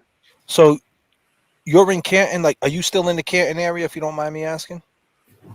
As in living in the community? Yeah, or are there, visit or whatever? Oh, I visit frequently. They told me there was a target on my back, and I fill my gas tank once a week and drive there as often as I can. But no, I do not. I do not live in the community anymore. I live South Shore. But I'm there. So that's the temperature over there, huh? So people are saying that you're the bad guy, so to speak. Oh yeah. I had a clown come by me today, yelling and screaming with the window down, and he was all upset that I had put the word there should be a bounty offered or posted for these gentlemen, which basically meant some sort of a reward for the conviction and prosecution. But this guy came after me today in the car. I was alone standing there at the corner of the standout. I was just about to leave, and I mean, he was unhinged. I know who he is. But yeah, there's out there. I mean, most of the support now is positive. A lot of cruises roll down their window and wave and beep at us and give us the thumbs up, which wasn't happening 6 months ago. But the climate in the town is still fearful. We've had several people come by. I heard the D&E crowd up the street had lots of Canton salutes today, which is, the number one finger in the middle. So yeah, there's still some animosity and hostility out there. And I don't think it's going to really heal or repair itself until, as Nan was just saying, use the O.J. Simpson case as an example came to mind. I mean, he was found not guilty. The glove didn't fit, right? But he was far cry from exonerated. And I think until, Karen gets not guilty and exonerated, these clowns are still going to hang a hat that she did it. Right. What am I hearing about Big Bad Brian A getting his own private eye firm or something like that? Did anybody hear about that? Yeah. How Howie reported that earlier on the show, and Yeah, Howie did. apparently it's true. It's in the same office building as Kevin Reddington, apparently, God. in Brockton, the attorney for the McCabe for the Alberts. Oh So no, Howie was he's on, the attorney for Jennifer McCabe. Jim That's who it McCabe, is, yeah. first attorney. Yeah. so Howie was on the show, Money Making Mike, huh? You ain't He was earlier. Yeah, So we had Bill Reed on for a moment too. We had some technical difficulties with him, unfortunately. But yeah, Howie was on, and yeah, we had Howie and Bill Reed tonight, and a bunch of law tubers too. yeah, I seen that. I seen Rocco was in there and a couple other cats. Yeah, for sure. Yeah, so that means you're still in the loop with Howie, huh? He didn't cancel you, Mike. You're still doing your thing, huh? So funny. You know, these guys don't have any sources. Yeah. Like, Yeah, they want to know damn, what's going Money on in my Making life. They Mike. should just ask me. Ask me. I'll tell you. Like, No, or but maybe ask Howie. But This Howie chat- won't pick this- up the phone for them. He'll pick this up the chat phone is- for me though. This chat is Sorry. pretty vile, man. There's a lot of stuff going on. Yeah, in I know. chat This that I is see. the Nick Rocco Reed files. Hey, he needs a moderator. just over there. real quick to touch on Oh, that. okay. There's, there's a lot of people in here. Aiden, I saw Aiden in here talking about, go ahead, Nan, talk. I love hearing you talk. Just vile shit. And it's like people that were once standing up for Karen, but now they think, it's okay to come and curate a chat to just throw shade and throw Especially hate. when you're raising money for Karen. Yeah, It's- man, It's like, Aiden, it just shows you. Look, especially I'm going to what's say going- something. It shows you how low class they are. Right. And how like they really aren't about the movement of the cause. Like, I don't give a shit who it is. I would never go up in someone's fundraiser and talk shit. Like, people, you guys are low class. We've seen it all night. And like, you think this is a joke. We don't think this is a joke. We live in Mass. We know Karen. We know what this is about. And for you guys to be that lame, it's just fucking gross. And you wonder why no one wants to mess with you. What does that accomplish? I don't understand what it accomplishes. Yeah. It's like it's one thing for you to say you support someone. It's another thing to actually do it. Like, Just don't, you know what I mean? just don't lower yourself to their class level. I That's know. all. Keep I the know. chat You're right. up. I wasn't trying- This is what they set it up. want. Yeah, I wasn't trying to. Goddamn JFK. Yeah, I wasn't trying to do that. I just didn't understand No, why it's this all good. chat was It's doing pathetic. that. All night we watching that. Let's Now put it's all not night. It's not Fuck gonna 'em. dissuade No, us I've seen it all from night what in the we're chat doing. too. It's not going There's to no dissuade mods? us from what we're Does doing. James like We have- you know, we still no, James we is have a- good. we James raised is $9,000. People We like spent you. hours on this. We helped Karen. We got a big event coming up in March. We're going to do an in-person event. It's going to be awesome. And there's nothing they can do to stop us or dissuade us. So that's all I got to say. So let's just Can keep I ask doing our Mr. damn Murphy thing. a question again? Sure. So, Pete, you was a police officer for years, right? 3 decades. Yep. 3 decades, huh? Wow. So, in 1993, when they arrested Sean Ellis for the murder of Detective John Mulligan, do you remember that? Oh, I do. You remember that? What was your first initial it was crazy too. They have footage of that back then. The cops, when the cops, the TV show used to be out, they were actually on. They were on scene at that the whole Rosendale Walgreens. But as the case started unraveling, was there any rumblings? Did you hear anything in your police department? Is that something that happens when there is corruption? Does it funnel through police departments? Did you hear anything back then of that? I did not hear it at the time, but I certainly heard about it later. Yeah, not at the time though. It didn't make its way to Canton. Let's put it that way. Right. Or And at I least haven't- didn't make its way to Peter Murphy. I can say that. And since that, you're you've been around in that space. What about 1995 when a 15-year-old kid named Eddie O'Brien allegedly stabbed his neighbor 98 times? Did you hear about that? I vaguely remember that Somerville? one. What town? Somerville. Somerville, right? Was that Yeah, Somerville? Somerville, Yeah. Mass. Yeah. Yeah. There was corruption in that case too. Now the corruption's coming out. There was a DA back then called Riley. Tom Riley. He was in his notes. They uncovered his notes. In the notes, there was 3 unidentified male DNAs in the house that they never put on the docket. Never gave to the defense. But yeah, just the point is, all these things are starting to get uncovered. My point is, the reason for saying is, these things are starting to get uncovered, especially the Eddie O'Brien, for sure, because of what Karen Reed went through. Now people are saying, "Wow, if it happened to Karen, maybe it happened to him 30 years ago." Exactly. Which is crazy. Exactly. It's opened the door. Yeah. The Karen Reed case is exposed and is continuing to put the spotlight on so many cases now. Looking back, I appreciate your time, Pete, for sure. hey, always good to talk to you guys. You guys got it together. Thank you. Yeah. Thanks for being here today, Peter. Peter You know, we're Murphy. at 55,000 right now, and we're like That's just a great. few $100s away from 10 grand tonight. So Wow. 55,373. Let's go, Very people. close Well, I to 10 raised grand. what? So you're saying 55 from the last one to this one?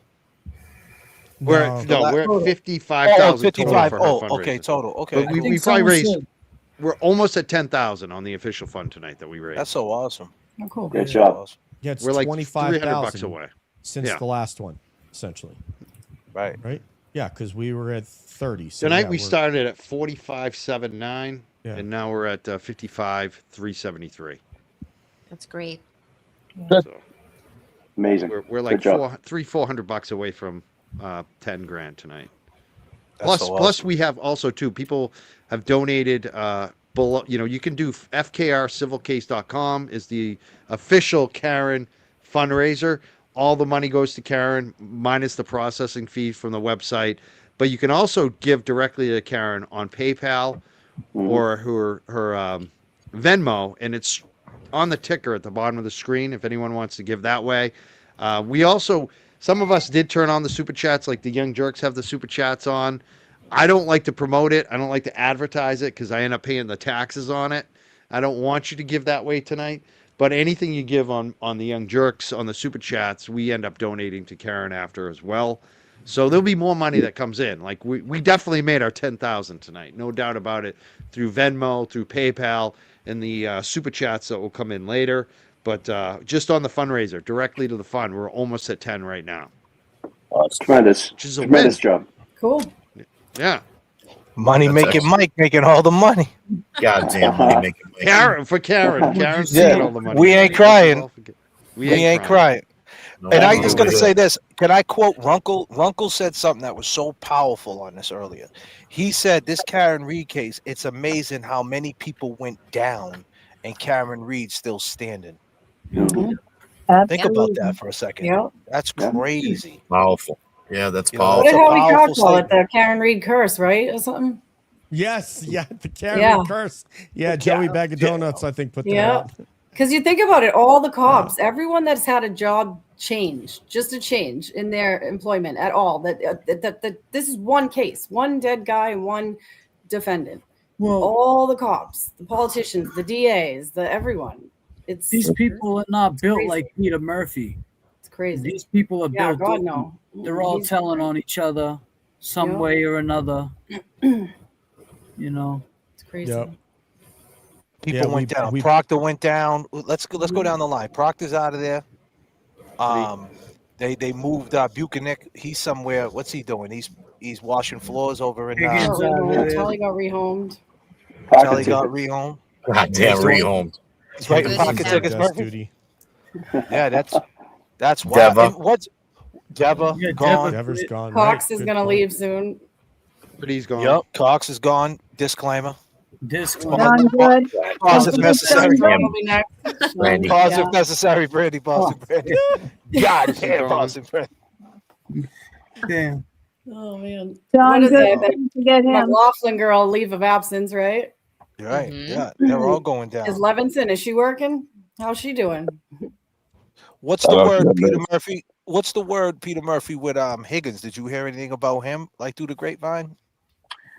The most recent thing I've heard about him through the grapevine, not criminally or necessarily with a bright light on his head, is that he and his good friend Brian Albert were supposedly around knocking on different bars in the Boston area looking for a certain individual in the last couple of weeks. Really? I don't know what the reason would. I heard they were looking for Scanlon. Scanlon. I was gonna say Scanlon. Oh, No receipts, guys. I got no paperwork. I got no paperwork. I got no paperwork. I got no God videos. damn. Just what I. God Just what I damn. heard. see what happens when you talk to Turtle Boy Scanlon? God Jeez. damn. God. Yeah, so they got together, man. Good old Kevin from South Boston and Big Bad Brian A. Hey, they're Yeah. back, right? And they went That's bar that's hopping. that's Those the guys skinny. are like pulling up to one another in the parking lot at Target, with the driver's windows rolled down, Right. Passing up the real intel, man. Yeah, Trying to be all No, secretive. but we're all up here content creators. Peter, can I ask you this? You're a retired Canton Sergeant, Peter Murphy. Do they look at you different when they see you?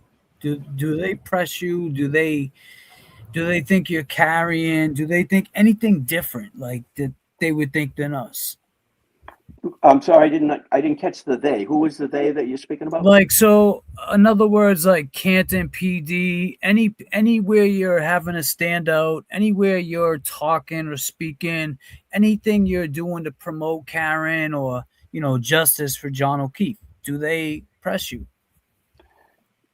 They don't appreciate me standing out there, and talking positive for Karen. Behind the scenes, I think they're terrified. They're afraid of their jobs, but I do think the interim Chief Perkins has brought in a sense of trust and accountability and awareness to these guys. And I think with this new chief, which you're probably aware of, Daniels, is coming in the end of the month, about the 30th. I really firmly believe that, the department has the potential to turn around. There's still a few bad apples perhaps at the top, but it's getting fixed, and it's getting fixed, I think, pretty quick. Let's hope.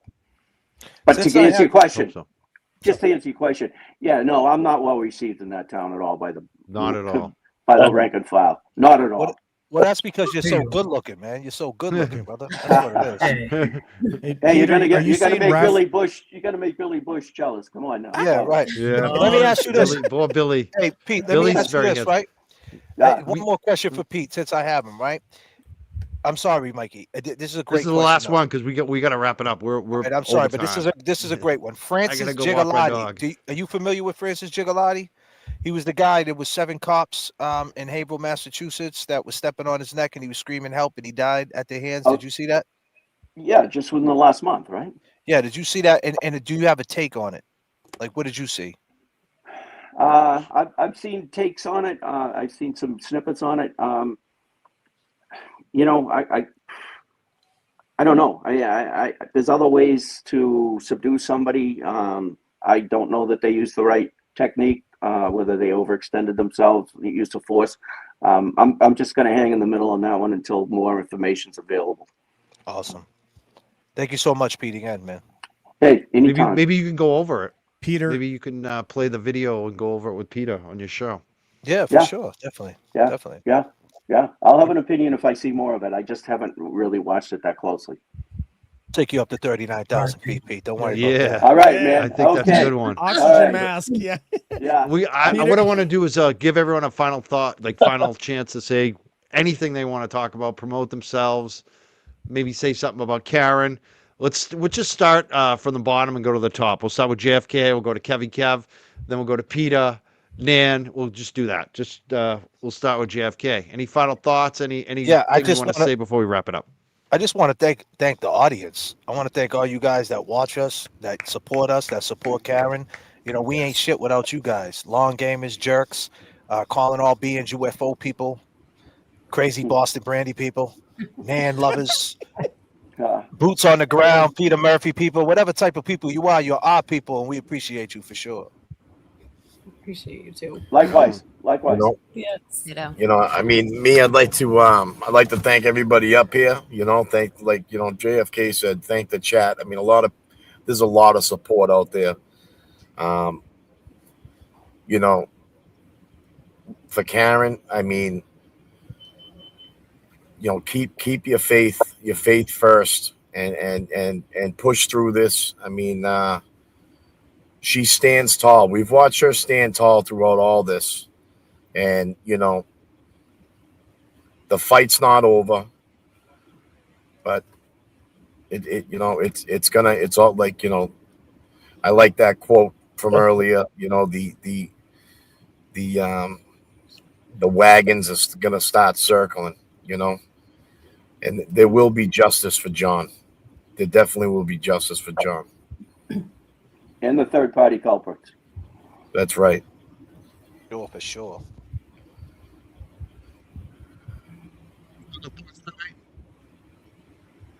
Pass it off to Dennis. Thank you. Here we I'll go. pass it up to Brenda Gray. She's the speaker.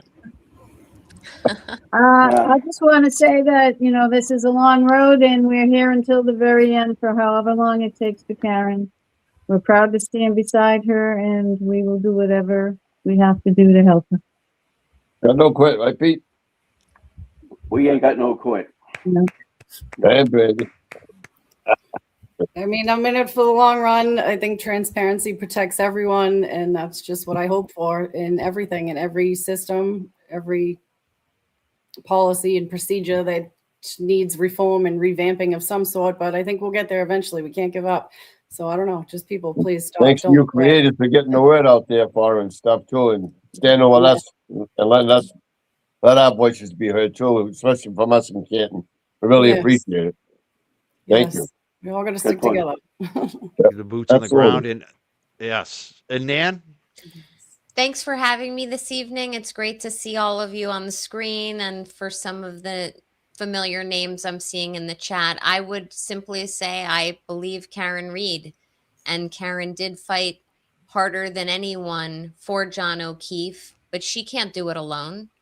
And if she's going to fight this fight, she needs everyone to pull together and stop pointing fingers at each other, insulting each other. By the way, I've been part of that too. We should all be putting weapons down and fighting for the reasons that we all came into this. And those are all different reasons. We all have different purposes, different goals, but we all fought uniformly up until that verdict day. So it would be really great if everyone would pool all of their resources, both emotional, psychological, and financial, and start fighting the good fight to uncover the injustice and the corruption. And hopefully we can get some answers that I know Karen, her family, the taxpayers up there, and even people who live well beyond the jurisdiction really want to know. So thank you for having me, and I'm here to support however I can. You, Nan. And James Jackson. Skip Peter. James still. You're muted. I just want to see, sorry about that. I want to see more support. You know, there's a lot of, this chat has been wild all night, trying not to pay attention to it. But it's crazy how these people were once supporters of Karen Reed. I just want to see going forward that people, instead of hearing some vague clip of this, of that, you know, if you're going to get into that, listen to the whole thing. We're here for one reason. We're here for justice for John O'Keefe. We're here because of corruption. That starts with Karen Reed. She's closest to it. Let's let her and Alan Jackson do what they do. And we're also here for Francis Gigalotti, Kelsey Fitzsimmons. There's so much that brings us all together. And I think all this this confusion, this noise in the background, it's a setback. And I hope to see that go away. With that being said, I appreciate everybody up here. Austin Bia. First, I just want to say thank you, Mike, for hosting a great stream tonight. You put in a lot of hard work, and we totally appreciate it. As they say, the wheels of justice turn slow, but we're getting there. And Karen needs our support. We stand by her, and just hopefully everything continues in the right path. Thank you for all your donations, and have a great night, everyone. Yes, thank you for the donation. Pete, I was just final question for you. Are you still getting Christmas cards from Helena, or are you cut off now? No, those cards stopped. Okay, Yeah. damn it. God Okay. damn. All right. Yeah. Thank you very much, Mike, again for, as Bia said, for hosting this. It's an honor for me to be associated with every single one of you that's here, and everybody that was on screen tonight that has departed, like Nick and Brian LTL. As JFK said, and I say it on Twitter all the time, thank you everybody that's in the chat that pays attention to this and supports. Otherwise we wouldn't even have a show. We'd be just talking in an empty microphone. So thank you, everybody. And thank you, DJ. Yes, sir. I said thank you, brother. Yes, sir. I appreciate it. Thank you. So yeah, next thing we want you to know is we want you all to join us in March. Date TBD, but it's going to be in March. It's going to be an event where everybody's invited. And all you have to do is get a ticket. All the proceeds are going to go to Karen, and we'll have details for you soon. Good job. Cool. I want to thank everyone for being here. Thank you all. Thank you, Mike. Have a great night. And I think we're Mike, thank almost you. at 10 grand. Like I said, 55,573. We started at 45,790. So it's like 200 bucks great. away. Not bad. Pretty good. Yeah. And So Rax almost and at 10 Mike. grand. Money making Mike.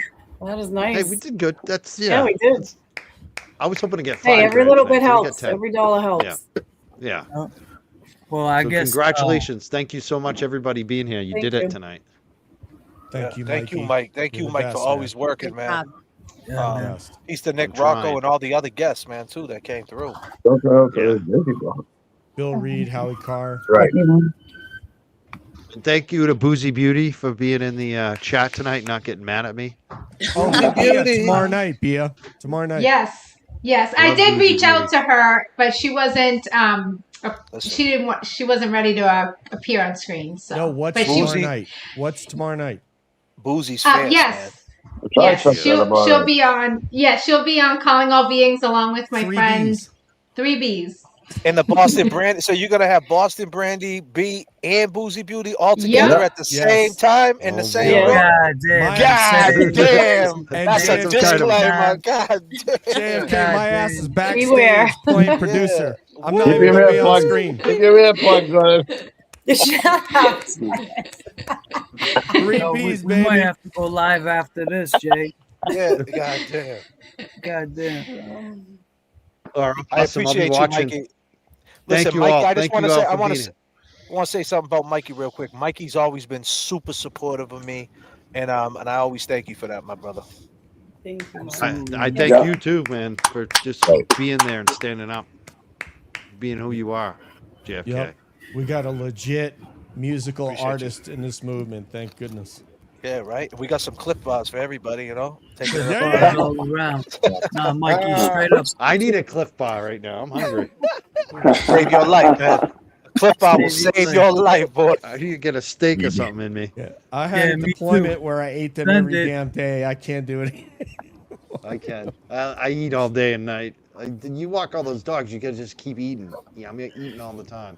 I suggest the peanut butter one. Yeah, I suggest the peanut butter one, Mike. It's good. the peanut butter. I like peanut butter. It's all right. That's just the one JFK gave you at the time. Yeah. I think we made it, Mikey. 55,790. Yeah, we went up. Nice. 55,790. I don't think we quite made it. We're close. No. Where's Aiden? He's still in the chat. Aiden, throw up a G. You got it. Throw up 1,000, TB. You got the money. 55,790. We started out. Oh no, wait. We were right. We started know. at 45,790. Put up a We're G. at 10 grand. We did it. Yeah. Via Nice. I Nice. can count. I can't. TB, put up a G. You cheap We prick. did it. We did 10 grand. That is so beautiful. Oh, That that's all right. We can all leave now. There you go. Now we're off the hook. We did 10 grand. Thank Stay you to safe. everyone All right, watching. everybody. That's awesome. Thank you all, Good night, panelists. Yes. Thank you all. On my Justice channel. for We're going John. swimming. We'll Let's see you on stay my on the channel. pole. Go, We're Jam. going We swimming. love you, Karen. We love you, We're going for Karen. a swim. We love We're you. going swimming. We're Let's going for go. a swim. You going swimming tonight? Yeah, I'll we're be going watching. swimming. I got I'll my be shorts watching you. Let's on. go. Let's Bye, go, Dennis. Bye, JFK. Brenda. Bye, Peter. All right, guys. Go All over right. to the Everybody have a JFK great channel night. tonight. Go over well. to the channel. Peace and love. Peter Murphy, thank you, sir. Appreciate you. Dennis Peter Murphy, Murphy, you too, man. appreciate Dennis you, man. Sweeney, thank you. Dennis Man, Sweeney, thank you. Brenda Sweeney, we love you. I'll see you on the flight. DJ, Bia, See you on the Nan, we flight. love you. Mike Crawford, Kevy Kev. Peace and love, everybody. Thank you so much. Oh my goodness. Thanks, Mike. Thanks, I guess guys. JFK's going live tonight. I want to thank LTL, Howie Carr, Bill Reed, Karen Reed, Nick Rocco, DJ, Boston Via, Dennis Sweeney, Brenda Sweeney, Peter Murphy, JFK, Kevin Kev, Jay Brillin. Who am I missing? James Jackson. Did I miss anyone? Boston Brandy. We had a lot of guests on tonight. So I Yeah, want we to thank. did. Oh, in the Rocco, Law Tubers, Andrew, Carl, Andrew. Runkle and Carl Steinbeck. Yeah, the three law tubers and Nan Gallagher. We had 4 attorneys on here tonight. I hope I didn't miss anyone. That's a lot of people. I want to thank everyone who's here tonight. Just going to go through some of the super chats. I want to thank all of our guests again for being here. Thank you to the Sweeneys. Thank you, Boston Bia and DJ. Do you want to stick around while we go through the super chats, or you want to Sure. run too? Well, we're almost there. Go for it. These are like I don't even know who's where they're coming through because like who's But I want to thank Shannon for becoming a member tonight on somebody's YouTube. It looks like on 2 YouTubes, 2 different channels. Epaglukia said, Howie, my father loved you. Thank you. Space Ghost gifted 5 memberships on James Jackson tonight. And that's the thing. I want to make sure everyone subscribes to all the channels that were here tonight. Becky G threw up the Karen Reed Defense Fund. Thank you so much, Becky G. Rose D gave some love to James Jackson tonight. Borders Girl says stronger together. So happy to be here with all you supporting Karen. Justice for Officer John O'Keefe. There's another one from E. Paglukia. She says, my nail tech wanted to tell James hello. E. Pagluka, I believe is how it. Yeah. Thank you. It Thank took you me a for minute. I'm helping me like, on I that. couldn't figure it out either. Ruby Thank D, you, thank Ruby. you for gifting some memberships to Calling All Beings tonight. Becky G, more James Jackson's getting all the memberships. He is, man. He's getting all the money. I need to change my sunglasses. Look at him. Look at him. He's getting them all. I just keep putting up James Jackson. He's the one who made all the money tonight. Terry Doria. Yep. Said, home sweet home. Love my Bow family. There's another one from Amy's Positive Pathways. Says, hey, friends. Hello, DJ, Bia, James, Mike, Andrew, Nick, and Yay Runkle, my favorite Canadian lawyer. Let's keep it up, the support for Karen. Thank you, Amy. Amy's Positive Pathways. Massachusetts original. I'm wondering where all these super chats are coming from because they're not coming through the Young Jerks tonight. I don't think we got many. I'm not seeing them either. SMJC sent a $1.99 super sticker tonight. Becky G sent $5 and says, William Reed. It's another one from, you want to say it, DJ? E. Pagliuca. Was that it? Yeah, it said, I need my sunglasses from the Shine. Please pass the pepper. Sent the 1999 super sticker tonight. And Calling All Beings. Look at Calling All Beings and James Jackson got all the super chats tonight. It looks like I finally got a new member. I think this is like my first new member today. GA Hello Kitty. Yes. And here's one, Jeannie KR Governor MA gave £5.99. Says from the EU, pay it doesn't work, so sending super chat instead. Wishing wonderful success for Karen's fundraiser. God bless Karen Reed. Love from Ireland. That's the thing. People give me shit about turning on my super chats. This is the reason why I did, because some people can't give overseas, and I donate any of the super chats I get to Karen. Same here. So Terry also gave $9.99 tonight. Says, to my sisters and brothers, much love always. Thank you. It looks like Ruth Christie N7H became a new member tonight. Thank you. Oh, and look at that. Maria, Long again, wifey. Australia, $30. Says, thank you for all your hard work. Here is my contribution to Karen, as I am unable to donate via other means from Australia. See, that's why. That's why we left on the super chats. Some people can't give from Australia, you know? Totally. Look at this one. I don't know who's had a member for 35 months, but they just renewed. I think that might be your Runkle's Runkle. Yeah, probably. We got a lot of super chats, but it doesn't look like they're coming through the Young Jerks. We only got 3, so I tell you it's not us. Glamour Sue's been a member for 25 months. I think that one is mine. Says every dollar helps Karen. Donate if you can, please. Thank you so much, Glamour Sue's. Jackie gave $20 tonight. We actually got a lot, but not through, like, I don't even know where these are coming through. Epaglukia, again, she donated a lot tonight. His Ernest donated. Disclaimer, New Hampshire dude. More James Jackson. Remember, he's getting all the money tonight, not James Jackson. Perry said, standing for truth and showing love it all in one place. So amazing. And then there's more for Jackie and Mando. Wow, this is just, it is becoming a lot. It's all for James. James is the one that, James making all the effing money. Sheila and Friends True Crime Chat said, what a great night. Thanks to everyone. Look at this. Look at this kid.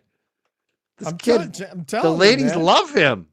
He's got with the je ne sais quoi.